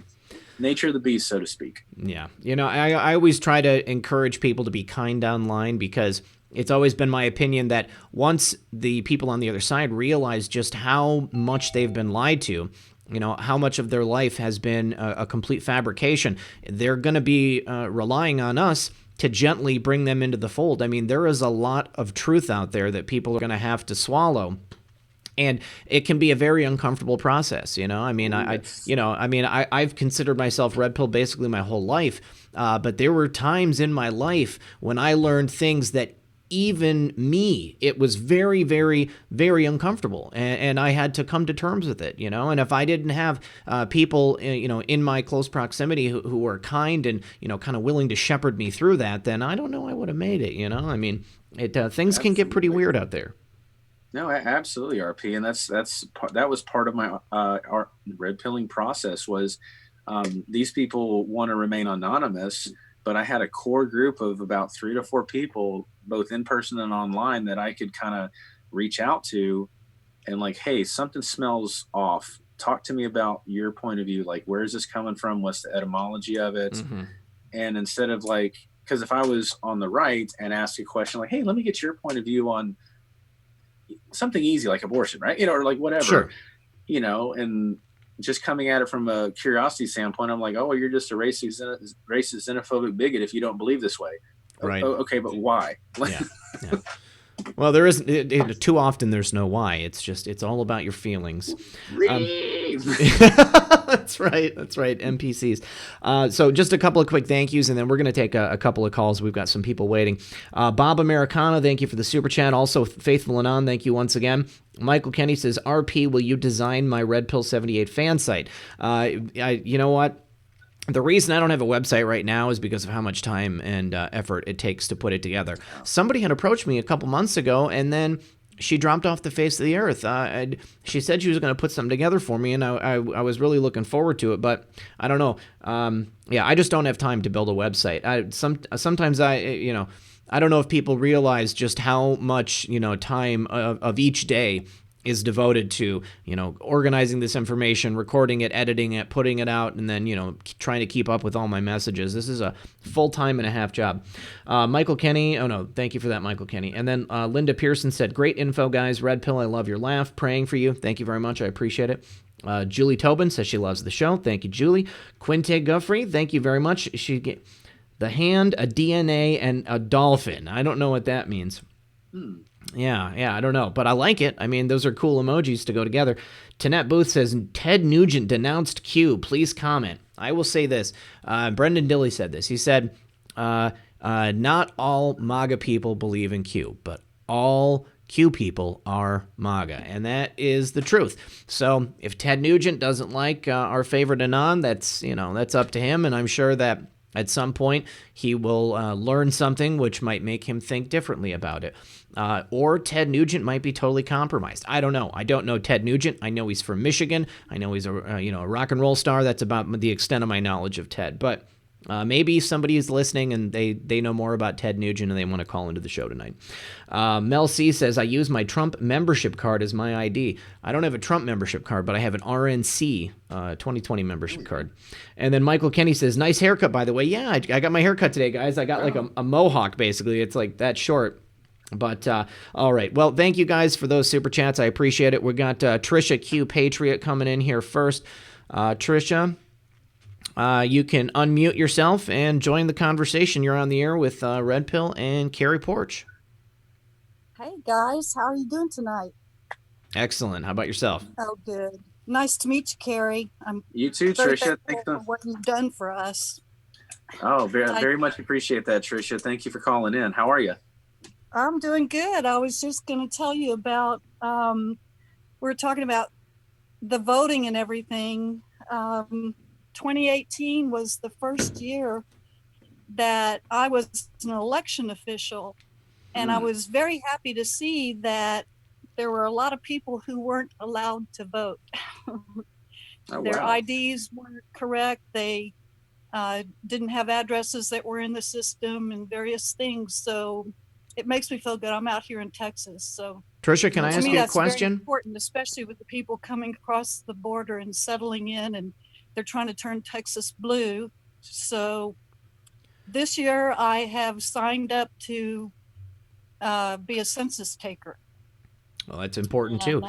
Trisha, can I ask you a question? Do you think that the people that you just referred to as having incorrect information, do you think that it was just people that didn't have their ducks in a row, or do you think that it was people who were actively trying to cast an illegal ballot?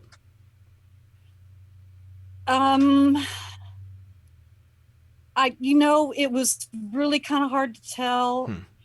I don't want to say something that would, be sure. Right, I get you. Yeah. I mean, it's kind of a subjective thing, I suppose. I mean, unless somebody starts screaming and clearly has a driver's license for a different name, or it's a dead person who's trying to cast a ballot. There were address problems, and there were people that registered to vote, but they didn't do it soon enough to be able to vote in that election. They'll be able to vote in 2020. All right. I got to get a water, you guys. Yeah, it was really interesting, and I hope to get called in again this year. But, yeah, I hope so too. I mean, you're definitely doing some good work. Voting. I can barely hear you guys. I don't know if it's something on your end, RP. I'm up all the way. Yeah, my volume's up all the way. I don't have any way to control the the volume coming through for you, Trish. I do apologize, but Okay, that's all right. If I'm hey, too loud, I'm sorry. I wanted to comment real briefly on that picture of Dr. Oxner that you sent over. Oh, Dr. Oshner. Oshner? Yes. I couldn't help but notice that your mom and Dr. Oshner, they appeared to have a very close relationship. Did they work together for a long time, or? She went to Oshner Clinic for school. Oh, okay. And, so he was. she became an anesthetist, and shortly after that picture was taken, she went into the Army. Okay. She was a second lieutenant in the Army Nurse Corps during the war. So yeah, I found it. I got kind of freaked out over the things that Dr. B and the other lady were saying about him, because my mother had nothing but good things to say about him. Yeah. And I wondered if she knew all that stuff. But anyway, yes, that was. They did look very close, didn't they? They did. They looked very close. I wanted to ask for your okay to show it on the show. Would that be okay if I was to show it on the show? Okay. It won't be tonight. Absolutely. I need to get it, but tomorrow you guys tune in and you will see a picture of Trisha's mom with Dr. Oshner, the gentleman that we were talking about with Dr. B last week. All right. Well, Trisha, thank you very much for your call. I appreciate it. Okay. Talk to you later. Bye-bye. Thanks, Trisha. All right. Okay, so who's coming up next? Looks like we've got Aaron. Aaron is a longtime caller, longtime listener. What's up, my friend? You're on the air with Red Pill and Cary. I've got no microphone from you, Aaron. Yeah, you're going to have to set that. No problem. Let me just make sure I didn't miss anything over here. But, yeah, so the picture in question, Cary, Dr. Oshner, I can't remember the specifics of the conversation, but it was my guest from last week. We were talking about the cancer in the medical industry and how actually a deceased financier who recently passed away in the Manhattan Correctional Facility. Oh, wow. He was somehow involved in financing all of these different research places and cancer medicine, stuff like that. It's pretty incredible. Aaron, do you think that's working? I've got nothing from you, buddy. Nothing from you. Listen, wait. I do. Let me try to unmute you. It won't allow me to unmute you. Aaron, are you there? Yeah, I still got nothing. Listen, I'm going to bring another caller in. You keep trying to work on it. Go to your settings and change your microphone, and we'll bring in somebody else. We're going to bring in Michael Kenny, also another longtime listener, first-time caller. Michael, are you there? I have no microphone for Michael either. This is interesting. Alexandria Occasional Cortex. Long-time listener. All right. Well, now all three of you, nobody has a microphone on. It's okay. We'll keep Hello, how are you? Is this AOC? Yeah, here we go. What's up, buddy? How are you? You're on the air with Cary and Red Pill. How are you? Oh, I'm doing well. Great show tonight. And Cary, thanks for all you do. That I agree.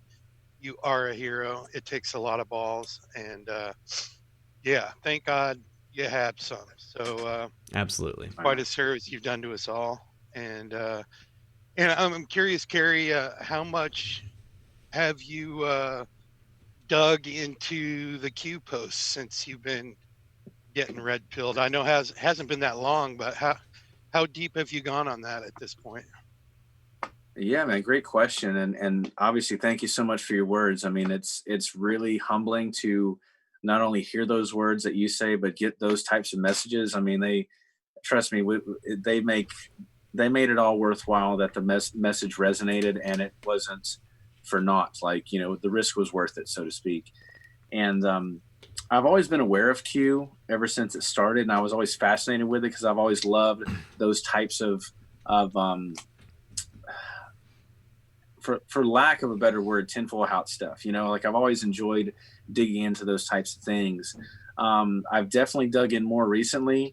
My favorite ones were, and correct me if I'm wrong if this was Q or not, but the like the picture from Marine One recently that popped up, Patriots in control. Yeah. I mean, I like that was so just heartening and delicious, and just seeing blue check Twitter just totally crap themselves that day that it came out, and I was like, oh my god, it's just really cool and to watch. And I'm if anyone can send me different links and for stuff, because I mean, even though I've known about Q for a while and I've always kind of like, hey, this is pretty cool, but I definitely want to dig in more. But it's a vast tome of stuff, and I just probably need a roadmap to really help me make sense of it all. Well, I will tell you this, Cary. Myself and some other people wrote an anthology book. Me and Space Shot 76, we wrote a whole chapter just on Q proofs. So it's a really simple and easy way to start. And then obviously you got qmap.pub. You can just go look at all the proofs there. But this is a nice little starting point. AOC, did you have anything else you want to leave with Cary? No, that's it. Other than my Twitter came after me the day I announced I was gonna raise some money to run for Congress. The day. Did they Twitter suspended my account, Facebook magically. Man, I am so sorry to hear that. Literally Facebook gone, and YouTube wasn't working all day, like the three of them. And Twitter's permanent suspended, so glad to be back on my YouTube at least. But right. Man, we're over the target, guys. Yeah, I'm telling you. Most definitely, most definitely. All right, man. Well, all good right, luck. Well, when you so much. If you need help with signatures and stuff, you know where to come. We'll help you get them. All right, will do. All right, ciao see you, for bud. now, guys. God bless America. So much. God bless. Bye bye. All right, let's see. Michael or Aaron? Aaron, are you there? Oh, hello? Yes, it's working, Aaron. Awesome. Welcome to the program yet again. Who, me? Yeah, you. Yeah, buddy. Oh. Thank you. Now, Cary, you're a hero, and Red Pill, you're a hero too. Oh, thanks, bud. Because Red Pill, you are Ted Koppel and the whole entire crew, all wrapped up in one. And Appreciate you do an amazing job. But I have a question for you, Cary. When you were working with CNN, did you ever see someone come in with this, like a realistic story about Q with like the actual posts and have them shoot it down? Or if I can just add to that, or did you hear talk about it in the newsroom or not, or your office rather, I should say? Were people aware of it, and did they talk about it? Yeah, well, first of all, Aaron, good to meet you. Thanks for calling in and the words. I mean, it's amazing to kind of hear, and with the previous caller, it's just these words make it all worth it. And I really, I can't tell you how much myself and my future wife appreciate it. So thank you. I've definitely heard a lot in, everybody there? Mm-hmm. Okay. So, I think it was Chris Saliza that kind of did a whole Q debunking or whatever type thing like that. Let's see. Chris Saliza. But yeah, if you even mention Q in the newsroom or in the bureau, you're met with jeers and sneers. And I just threw it out there one day, just like, hey, what do you guys think about this Q stuff? And immediately just that gut reaction, like, oh, it's conspiracy theory, it's tinfoil, and rah, rah, rah, rah. And in my mind, I'm like, well, actually, it's not. Even though I was a far lefty, I kind of knew that it was a real deal back then. But yeah, it's just people that can't explain it. They just want to dismiss it as fairy tales and whatnot. But but it blows my mind, Aaron and RP, that a major mainstream media news bureau with just tens and tens of millions of dollars in ad revenue and just resources, and the best that someone can come up with is a literal opinion piece knocking down Q or any other thing. It just blows my mind. I mean, you have literally dozens of staff writers with masters and above in journalism that you can't just deploy them to go find the truth. I mean, it still blows my mind. I mean, I saw Manu Raju that the other day he tweeted something from the Iranian regime's Telegram, and to me, I'm like, well, at least they're actually now trying to get into these channels and see what the truth is being, or at least what these people are actually saying from the horse's mouth. But most of the time, if they don't understand it immediately with their education, or if it's something that goes against a certain narrative, then it's just dismissed immediately. Mm-hmm. Like, handgun violence versus rifle violence, it doesn't fit a certain, certain stats don't fit the narrative that they want. So it's BS, or, we can go on and on about that. Of course. Yeah. Yes. All right. Aaron, and you want to another question for Cary? I just want to say, keep up the good work. Keep inspiring other people to do more of this kind of work. And Red Pill, I did go on to Andrew Bisaggio's Facebook page. Sweet. I left a personal message for him. And on his front page was another one of your shows posted by someone who said, "Hey, this guy Red Pill wants you on his show." So you need to get a hold of him. I'll probably start a Facebook account just so I can reach out. All right, buddy. All right. Thanks for your call, Aaron. I appreciate you listening, buddy. Thanks. All right, we'll talk to you soon. Bye-bye. Thanks, Bye. Aaron. All right. Next up is Michael Kenny. Michael, can you unmute your microphone? Did it work? It worked. Yes. Welcome to the program, Mike. Sweet. Hi, Red Bill. How you doing? Obviously, huge fan. Thank you. I would like to ask, what was it like to, obviously work at CNN and see Donald Trump be elected, and just watch the vitriol that came from your coworkers? At least that's what it appears like to someone like me. On the day after the election, I tried to put that in the super chat, and I'm just wondering what it was like on your end to see all that. Right. And great question, Michael. And I honestly wish that I was hired during that election time. I came in on the summer of 17, so I didn't get to witness the meltdown that I've heard about. So as you see on some of the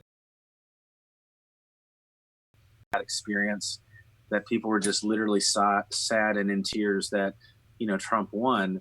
I mean, I got to see the aftermath of that, where just the utter just orange man bad, Trump derangement syndrome, that the aftermath of it. But I didn't get to see the initial shock value. I mean, I watched it live on air like the rest of us, but I didn't get to have that pleasure the first time. Yeah, it was just one of those crazy things where anytime you mention anything Trump, these otherwise highly intelligent people at CNN would just basically lose a lot of objectivity and just foam at the mouth. That to me was one of the most fascinating parts that actually started leading me down that path of discovery, was that, man, anytime you bring up any objective or logical, even if Trump did something well objectively, but then they would try to flip it on that, the whole, it's a funny overplayed meme, but Trump cures cancer, and then everyone else comes out, cancer is great.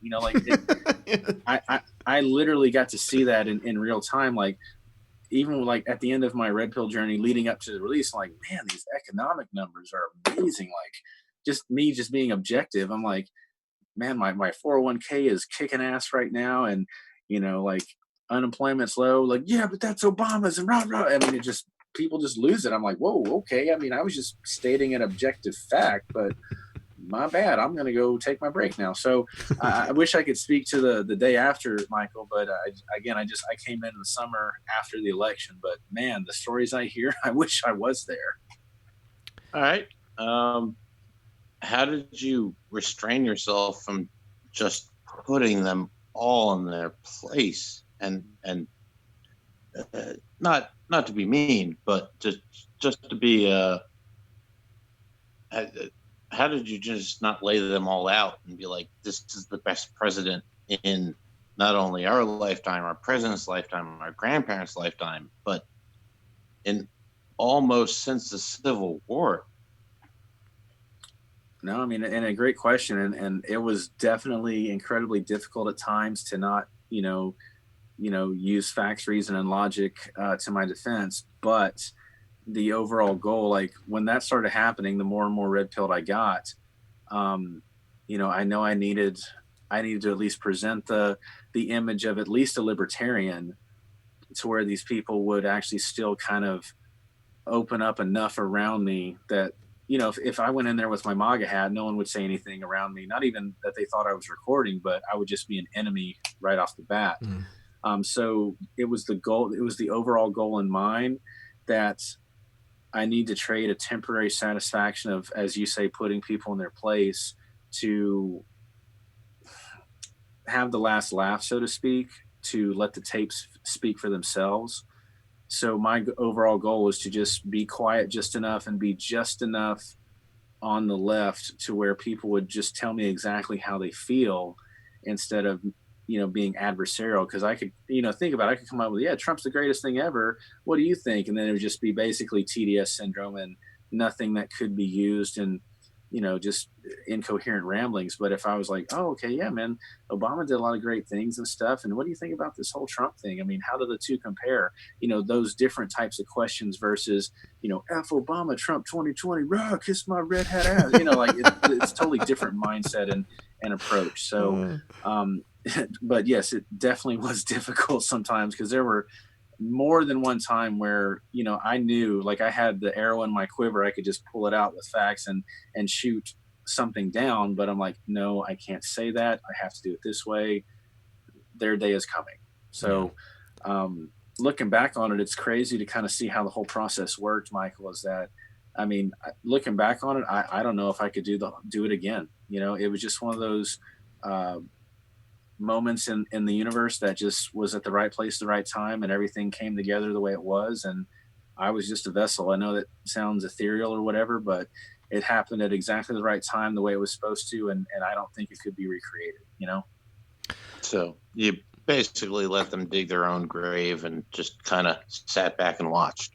Absolutely. I mean, trust me, people will tell you how they feel. I mean, that's Dale Carnegie 101. I mean, if you just ask the right questions and with the right genuine desire to know, I mean, people will tell you exactly what or how they feel about whatever. I mean, you don't have to do some good cop, bad cop, or, interrogation techniques. You just ask the right questions, and if they're passionate about it and you see it on the tapes, they'll tell you. So, and that's what I tell people. Like, I'm not some CIA or FBI trained operative. I mean, I learned as I went, but it was just basically just, who, what, when, where, why, how, and, oh, that's cool. Really? How so? Oh my God, really? And it just, the snowball keeps going and stuff. And, yeah, it's just one of those things, but I promise you, it was definitely difficult a few times when they were saying some obvious leftist talking points that were wrong. And I'm like, man, I could so just shoot this down right now.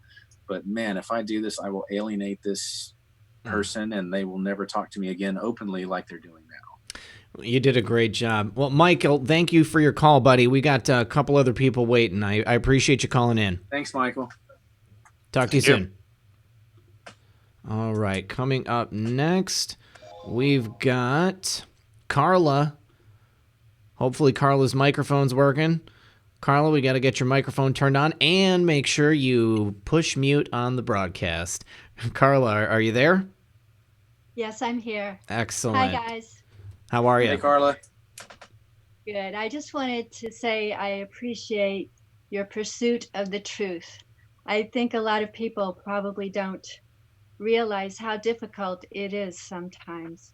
I've had some personal experience speaking the truth and being unpopular for it, and it's very important, and I hope more of us do that. Absolutely. Oh, thank you so much, Carla. And like I was telling Michael before me, I honestly don't think I could do it again if I had to do it like today. It happened at the right time, and it's really humbling to hear all these things, especially because as I was motivated by the Facebook Insider, I don't know if you saw that one, or the Google Insider before me, that's all I wanted to do was kind of motivate someone else. And the really humbling part was that James told me that the ABC Insider referenced me, and even in a small part, like, hey, if that guy can do it, I want to do it too. And so it's really good to at least be a part of something bigger than myself, and motivate people to just, pay it forward and continue the train. I mean, I don't know the exact numbers and I can't release them, obviously, but we definitely had a pretty good recruiting blitz from the most recent releases of people that are wanting to come and apply to be undercover journalists and do what I did. And I tell people that the people that have come to me and asked me, like, oh my God, that was great. I'm like, hey, it's cool, but we want you to be the next story that dwarfs mine. And that's what we're trying to do. We're just trying to drag the whole system kicking and screaming into the light. That's the goal. Thank you very much. Thank you for your call, Thanks, Carla. Carla. We appreciate it. Thank you so much. Have a good one. You too. Let's see. Next we have guest. No name calling in on the phone. Oh, go ahead and hit mute on the broadcast. Are you there, caller? Yeah, I'm here. How you doing? Good. Hey, hater proof. What's up, buddy?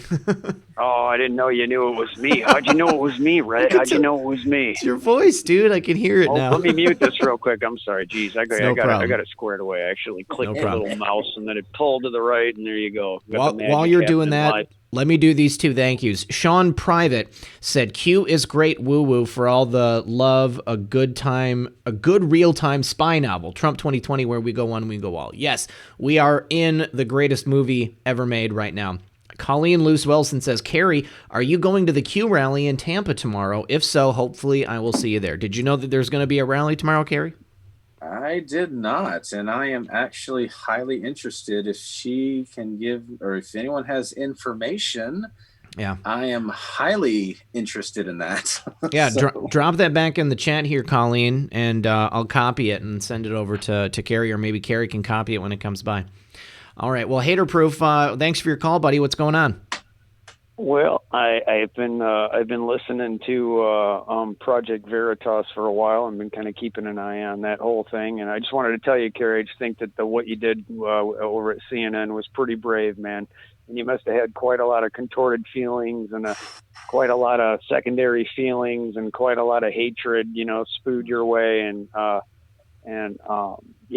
it's hard when you're around people that are subverted and demoralized from being cultural Marxist byproducts. Some of the first places that they went that, Red and I have talked about along with other people is the media, as well as the churches. So, it probably was quite a eye-awakening once you learn the history and the roots that are involved with the process of that, or socialism, communism, or national socialism, let's say for instance. But what you did was really good, and if we have more people like you that stand up and start to reveal information that's pertinent in the way that people act in positions of authority, then we're going to live in a much better world where accountability and where transparency is key next to national security. So anyway, on that note, all I wanted to say was thank you for what you've done, and I don't know if you guys have heard anything about the Atoll Islands, or the proving grounds, and that death of that woman that apparently was involved with New York as a former thing. She's a prosecutor out there, and apparently she was gunned down. So there was a post. I don't know if you guys get on Coons. There was a little post about it. It had some pictures of some islands and stuff, and some yachts and things like that, and something about like international waters, and something about like marine water or water habitats where land, sea, and air is protected. So like, certain people like reporters and people can't, go and film the boats and stuff like that. Sure. Or the yachts, or like, I don't know, the yacht club in Monaco or something was involved with that. And the Sultan of Brunei, I think, and the Amarima Brobovic, is that what her name is? I don't Marina know. Abramovich, this art lady, that likes pig's blood. Anyway, I'm familiar with the concept, but I didn't hear about this story. That whole thing, and I was looking at that, and I thought to myself, I wonder if you guys knew anything about that. So I will definitely check it out after the show, man. That's it's very interesting. I definitely want to know about it.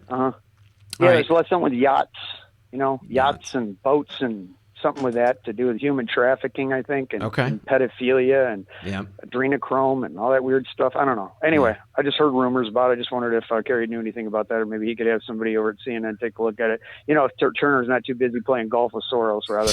That was a joke, Cary. Sorry. No, anyway. You're fine. I appreciate it, and I wish I did. I wish I was still, connected the way I was, but I kind of burned every bridge I had at that place. So. My cousin apparently is a producer there, Cary. I don't know if you heard of his name. His name is Brian Rokas. Rokas, the DC bureau or a New York? New York bureau, I think. Okay, and, Yeah, I didn't really know many of these people. My other cousin films for him. His name's Gazzardo, and he worked out of the Chicago for a while as a camera operator, but now I guess he does camera work for them too. So Jordan is a really good camera guy. It's unfortunate that one of them maybe might be a little subverted from his parents' viewpoints, but so it's not only just in our own families. I guess it's in the workspace, and it's in everything that we have to deal with a lot of people. And I guess getting people to understand, or at least choose the nature of good, subjectively, the difference between right and wrong, Cary, when it really boils down to it, or as they, I don't know, if they look at it, the duality or the light and the darkness, and certain enlightened circles of their group. Choose the light isn't always the easiest path. When everything's dark around you, you know what I mean? So yeah, it was definitely that way.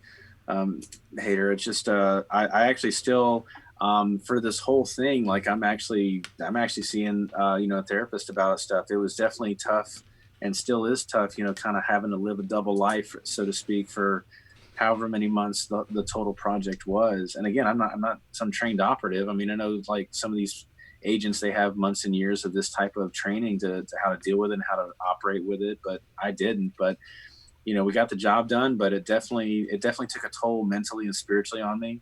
Because again, these were good people. These are my friends at CNN that I exposed, so to speak, and it definitely took its toll, and I'm still dealing with some of that right now personally. So I'm hoping that I'm drawing the adrenaline off you right now so that you sleep soundly tonight, Cary. That's all I wanted to say to you, man. All right. And where we go one, we go all, brother. All right. Yes, sir. Hater, Absolutely. thanks for your call, buddy. Thank you so much, brother. We'll talk to you soon. Man. Yeah, you guys keep up. See you, Red. Good job, man. And if I get done with the state of Illinois here civilly too, after hopefully they do, Constitution, like I said, I'll be in touch with you. I think you need a new studio. I was looking at the yellow paint on the wall there, and I thought to myself, man, you need a studio, bed, and a dog, and all that jazz and clear table, Fox News style. That's what you need. That would be sweet. We've been all talking about this. This guy needs a studio. We got to get you a studio, Red. People got to listen up or start donating more or something. You got to get out of there and get into a big studio. That would be awesome, dude. I mean, you will be the first to know as soon as it happens, man. I'm throwing ideas out there for people to wake up so that we can get another venue for instead of having fake news and then instead of just Fox News, we can have another news source out there that grows to be something large and is built upon people that are like Red Pill, hopefully. So that's what I'm looking for anyway. When I tune into news, I want somebody like you, Red, to be representing that, the truth. I really appreciate it, brother. It means a lot. From that standpoint, not from this, political partisan type of thing. And all the time, the truth is more important anyway. And I've seen you call out other people even that are on both sides. So, it's that's a good thing to keep that understanding. Anyway. Well, thanks, bro. Red, for what you do. We'll talk to you again next time, buddy. All right, great, man. I'll shut up now. Bye. Peace. Have a good one, sir. Hater proof, always a good time. Let's see. Daniel Turgeon said, "Thank you so much, Cary, from all the patriots here in Canada. Your sacrifice is helping free us all." And then Trisha Q Patriot, who had called in, said, "What's the latest with the 2 undercover journalists who were sued by Planned Parenthood? Do you know anything about that, Cary?" Last I heard that they if it's the one I'm thinking about, and again, I don't think it was a Project Veritas guy, but I think I know what you're talking about. The judge levied some, again, fact check me if I got this wrong, but if I'm remembering correctly, that particular individual got levied with, like a 7-figure settlement. So I guess they're fighting it back and forth in court now. Okay. But isn't it crazy how when someone exposes some really bad stuff that they're going to try to bury that person financially and legally and do that? I mean, there's a lot of patriots that have actually, from what I can recall, donated to like that particular defense fund. Mm-hmm. And it's crazy. It's just like the Epstein thing. Like, rather than address the actual story of what came out, they spent their resources trying to find the leak, and they found it and they fired the wrong girl to a competing network. So it's one of those things where when you try to expose some stuff, you're going to catch some backlash. And kind of deep down every once in a while, I still think that, CNN or my company might come after me. But thankfully, to segue back, that's one of the things James O'Keefe promised me, that if I do have any like legal blowback, then I can use like his law firm and his lawyers at his office. So awesome. That obviously was probably one of, if not the biggest selling point, that if I'm going to do this, I need some cover, So, yeah. Heck yeah. I want to say hi to Lady Warrenon. She said she's here, but she's late. It's not a problem. And then Michael Kenny, He said, thank you, RP78. Was very nervous out on the world stage. Mike, you did great, dude. It was great, man. Yeah, It was great awesome. call. It was good talking to you, brother. And then Colleen Luce Wilson said, MC Dill Park, downtown Tampa on the Riverwalk, 3 to 7 p.m. That is the Q rally tomorrow. McDill Park, is that McDill right? Park, yeah, sorry. Like MC Hammer. McDill Park. And then Faithful Anon says, here I go again. Thank you once again, Faithful Anon. Appreciate that. And then Bert said, Faithful Anon, let's go, bro. One up me with a $5 donation over the 2. Thank you. Appreciate that, Bert. And then Michael Kenny said, you could do it all again because it was right. Yeah, he's right, man. You know, I mean, that's pretty cool. Yeah, you made the right decision, and I bet if you were faced with something as equally, a moral situation again like that where you had to make the right call, I'm sure you would. And then Son of a Green Card said, we could use some prayers for our son here tonight. He's been sick for a few days, and he has a tendency to spike fevers and have seizures because of it. I remember you talking to us about this before, buddy. He says, it's been a rough few days for all of us. His name is Roman. Everybody, please keep Roman in your prayers. And definitely keep us informed and let us know what goes on. Obviously, we'll be here tomorrow.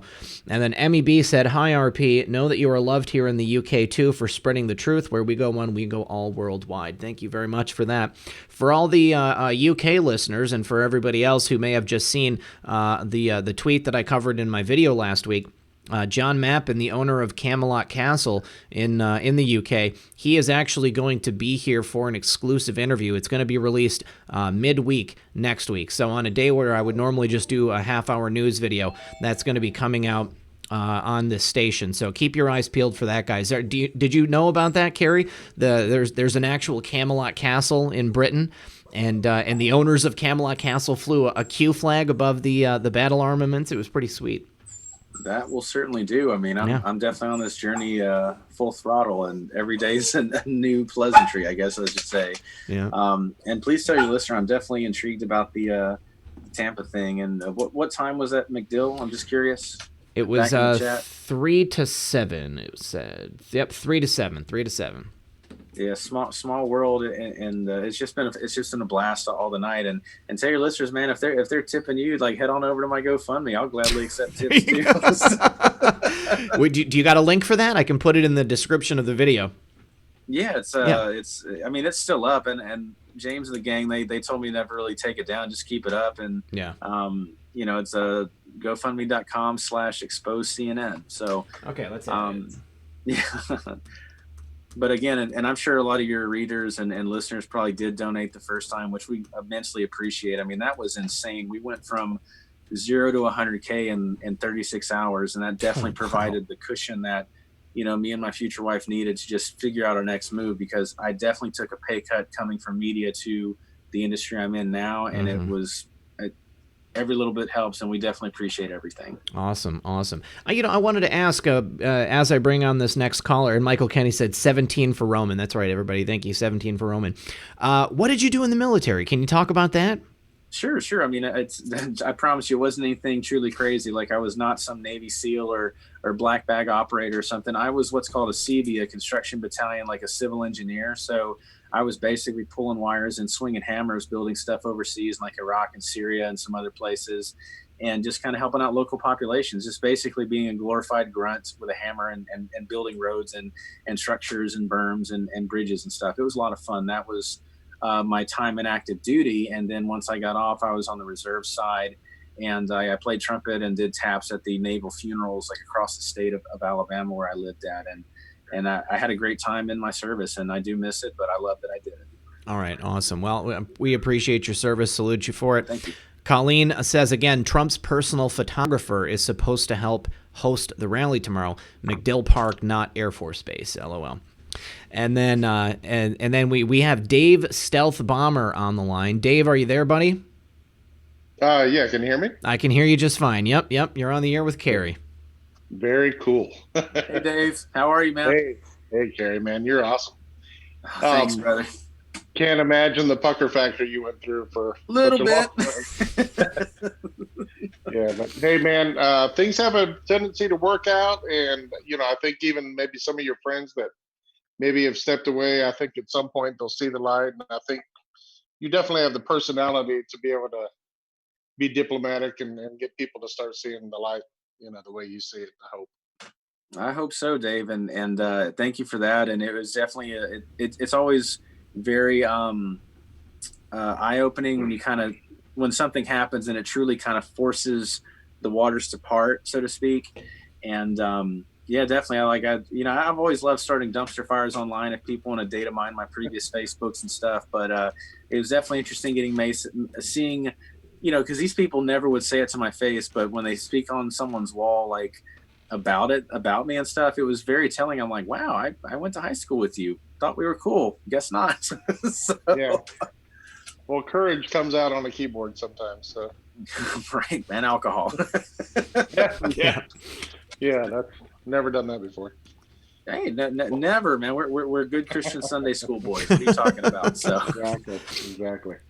Well, yeah, man. Kudos to you, and I think things will be great for you in the future. Also, Red Pill. I think that I'm going to be telling my grandchildren one day that I used to watch that guy. He used to be called Red Pill. Sweet. When you're on a major news network, I think somewhere down in the future, I think things are going to be changing for a lot of people. I really hope so.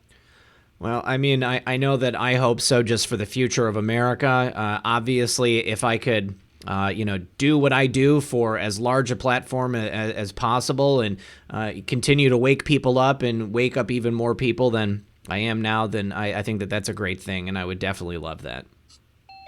Yeah, that's awesome. All right, Dave. Thanks for your call, buddy. I appreciate it. Thanks for watching. All right, guys. Thank you. Yep. Talk to you thanks, soon. Dave. All right. We've got just a couple more callers, guys. If we can keep it to these last 3 callers, I think that's all we're going to have time for. It's 12:55. And before we go on to Galaxy J7 Prime, I just want to say thank you, Cary, once again for coming on the program. But Galaxy Prime, you are on the air. Yep, we can hear you. How are you? Hello, Happy New Year. It's Melissa Callie. Oh, yeah, Melissa. How are you? Hey, Melissa. How are you? I'm fantastic. Hi, Cary. Yes, you are a hero. Red Pill was so right. We were in total anticipation, waiting for your video to come out. And when it did, it was such a bomb.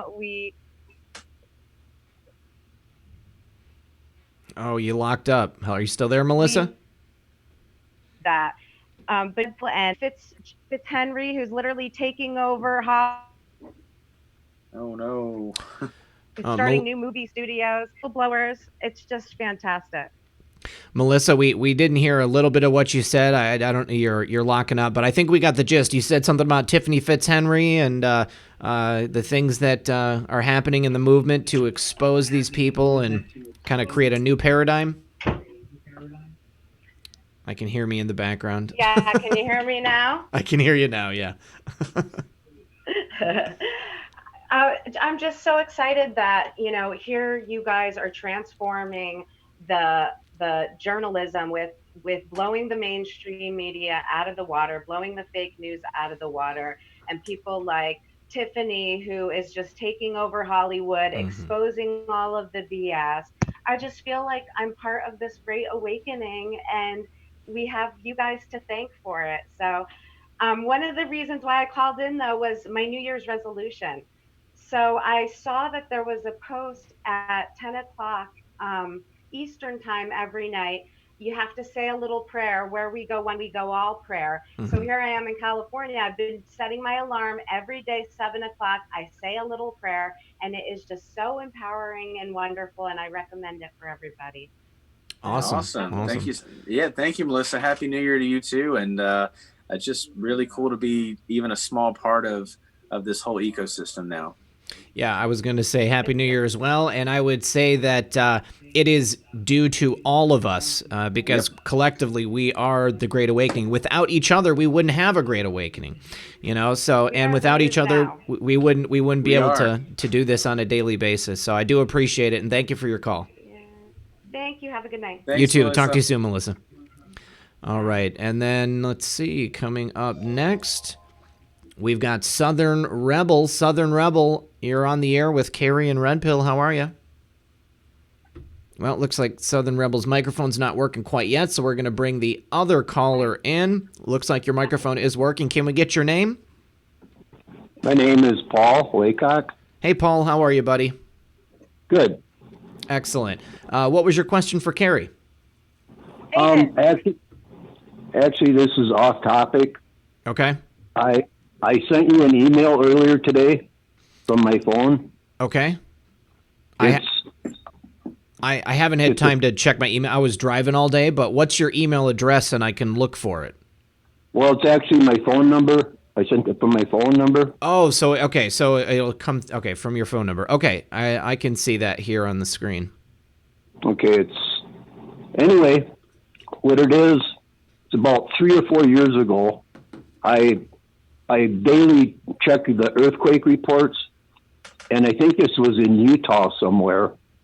There was a grid pattern of small earthquakes, and I believe it was Utah. Mm-hmm. And the day prior, my son is a pilot, and he got a warning from the FAA that anyone flying in that region, their GPS would be messed up. Oh, wow. And when you look at the picture of it, it's like 6 lines of small earthquake tremors, and they're in perfect horizontal rolls, but the vertical pattern is staggered and altered, and the seismic strength of the each of the different earthquakes, there was like a total of 18 on this grid, and they're just perfect straight lines. That's very interesting. From what I know about earthquakes, they're not supposed to happen like that. So no. It makes me think. So I didn't know if this was something that perhaps was created by HARP or who was doing it. But that was the first thing that I thought. I mean, because they have to be doing it with something like that. And if they knew about it ahead of time, I mean, then I would imagine that it's some type of an experiment or something else. Right. Yeah. Well, cool. Paul. That's really cool, man. I'm gonna check that out. You said you sent the pictures to my email. It's just one picture. It's a screenshot, but I'll resend the actual picture that I downloaded. Okay. I took a screenshot of a picture, but I'll send you a better picture of it. All right. Well, I'll be looking for it. All right, Paul, we got one more caller, and then we're done for the night. So thanks for your call, buddy. Thanks, Red Pill, and thanks for having your guest. Great time. Thanks. Thank you for listening. We'll talk to you soon. Thank you. Yeah, bye-bye. Take care. All right, final caller of the night, Southern Rebel. You're on the air with Red Pill 78 and Cary Poarch. Are you there? Hey there, guys. How are you guys doing? Good, thanks. How are you? Yep, likewise. I'm doing great. Thanks, Cary. You rock, dude. You rock. Oh, wow. Thank you so much. And what part of the Southern are you from? I know. Gives me away every time. I'm in Louisiana. Okay, beautiful state. I definitely did some time in Baton Rouge and not Sevierville, but obviously New Orleans. So amazing state. I'm a Bama boy myself, but the South of the South, the humidity's still the same everywhere. So. Oh, good grief. We're like rivals then. LSU, baby, all the way. I'm actually rooting for you guys Monday, so don't tell anybody that I did that because my Crimson Tide will disown me, but I am rooting for LSU for obvious reasons. So. Yeah, I'm in northern Louisiana, the north border. But the question that I had, because I know Red Pill's probably got to take Muffin out the potty. She's ready. I'm curious because, as you know, like Project Mockingbird stuff, did you have any suspicion that certain people at CNN, let's just say initials AC or someone like that. The agency. The clowns in America. Was anyone in that you suspected were a part of that project? I can't speak to like the validity of that, like to all those people, but I mean, it wouldn't surprise me. It's just the amount of power that's concentrated in not only CNN, but the media in general. It blows my mind of the influence and power that these people have and that they wield it and they know it, there's been a lot of kind of thought process out there that, it's all in the same cabal or whatever like that. I mean, again, I'm still just a low level guy. I had a decent view of everything, but it's just crazy. Like, look at all the big name anchors and here and there from all the networks. It's not somebody that generally work their way up from, a single mom household through college and then onto the biggest stage and stuff. It's usually pretty well connected people. And it blows my mind that people want to throw the word privilege around for ironic reasons. But then I'm like, well, pretty much all of our media elite are pretty high up and well connected people. I mean, you got, Chuck Todd on his network spewing Democratic talking points. And then when someone calls out his wife for accepting money from Democratic operatives, he gets all like, eh. So, I mean, it's all the concentration of power in the fourth estate just blows my mind when you really take a step back and look at it. So, but as we spoke earlier, Miss Rebel, it's crazy to see that now people are finally starting to wake up even a little bit that, we can't trust the TV like we used to if we ever could. Right. But now people are finally starting to just like, hey, getting something wrong every once in a while, that's understandable, but getting something wrong on purpose all the time, people are finally starting to see some of that stuff. And I'm glad that myself and my project and the team Veritas, I mean, I'm glad to have even a small hand in that. So I get some great satisfaction out of that. And hopefully we saw the ABC Insider, doing their thing, and hopefully it's going to draw out more people in the media, because these are supposed to be trusted, venerated institutions that they used to be gospel, but now they're not. Right. Yeah. Great. Last question, and it's sure. quickie. I don't know if you can answer it or not, or want to answer it, but who was the biggest jerk you worked with as far as TV personality? Chuck Todd. No, he was a competing network. God, I really don't want to say on air, but there was definitely. I will say one thing. Wolf Blitzer is the nicest man, one of the nicest men I've ever met. Obviously, disagree politically, but he was a pleasure to work for and work with. Most of the people in that building, for the most part, were pretty. Like the people on TV, the big name pundits and whatnot, they were usually a joy to work with. They were very nice. There were definitely 3 or 4 people in there that they lived up to their namesake and their reputation that were just not nice. They were just complete assholes, for lack of a better word. But yeah, that most of the people there were really nice and really fun to work for and work with, even though we obviously had political differences. They were still good people. As the tape showed. So again, I almost said the name of the person that was the biggest butthole, but I'm just gonna hold that back and keep it and professional. I'm sorry, but I know you can understand that. So. Yeah. I can't. I have my suspicions. All right. Well, Southern Rebel, thank you for your call. Muffin does really want to go outside. I'm petting her so that she'll stop barking. Show, guys. All right. Appreciate your call, and we'll talk to you next time. Good night. Yep. Thanks, good night. Rebel. Just wanted to say, Cary, I think you've got a fan in the audience. Matthew Barnett said Cary Poarch 2024. There was a couple times he said something about the Dutch. Boys. Yes, the Dutch boys. You know Matthew? I do know him. He's another one of those Twitter acquaintances that we've become kind of friendly and stuff on Twitter. And I don't want to throw his business all out there and stuff, but he reached out to me from his place of employment that'll remain undisclosed. Like, dude, I will definitely let you use me as a reference to get hired. I'm like, you don't know how much I want to come to work for this specific company in this specific place. But Barnett and his crew on Facebook. If I'm gonna give you guys a shout out, it's called the Dutch Boys on Facebook, and just at me on Twitter and stuff. I'll see if we can add you, but it's definitely a like-minded group of fun memery, so to speak. Awesome. 2 more super chats, actually 3. Matthew Schroba said, exposing CNN sounds like a good cause, but geez, they already expose themselves regularly. So much evidence. Thanks, RPN. God bless. Thank you, Matthew. Faithful Anon said, okay, one more time for the night. Thank you very much, Faithful. And EO2 Dave said, thank you, Cary, for your service and bravery. EO2 stands for Equipment Operator Second Class, 75 to 86. Thanks, Dave. I always wondered what that meant. Yeah. Little EO2s. All right. And then, Cary, where can people find you on Twitter? It's at On The Porch, but... Yes, sir. It's at On The Porch. My name is spelled Poarch. It sounds like a front porch, obviously, but it's a little play on the word like, hey, I'm going to be on the porch, but it was with my name. On Instagram, I'm On The Porch #2. But the easiest place is just on Twitter. Just send me a DMs. I spend 20-30 minutes a day just on DMs from message requests. So that's the easiest place to get a hold of me if they want to drop me a line or follow me, and we can chat from there and do whatever we need to. So But yeah, RP, it's definitely been a blast, and you definitely lived up to the videos I've seen and the high praise that Zach Voorhees and company give on you. I mean, as soon as, because I didn't know who you were at the time, and when you reached out to me, and then you think you said, yeah, Zach did the show, and I reached out to Zach. He's like, yeah, dude, RP's the man. I promise you, it'll be fun. I'm like, cool. If it's good enough for Zach, it's damn sure good enough for me.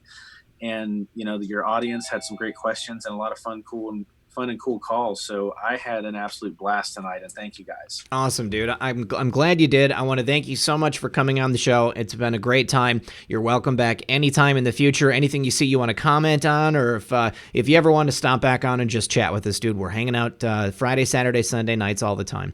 So thank you, Cary, for being here. And thank you to everybody in the audience. As always, this has been Red Pill 78. I am the Corruption Detector, and this was your Red Pill News for Friday Night Livestream with Cary Poarch. Good luck, everyone, and God bless.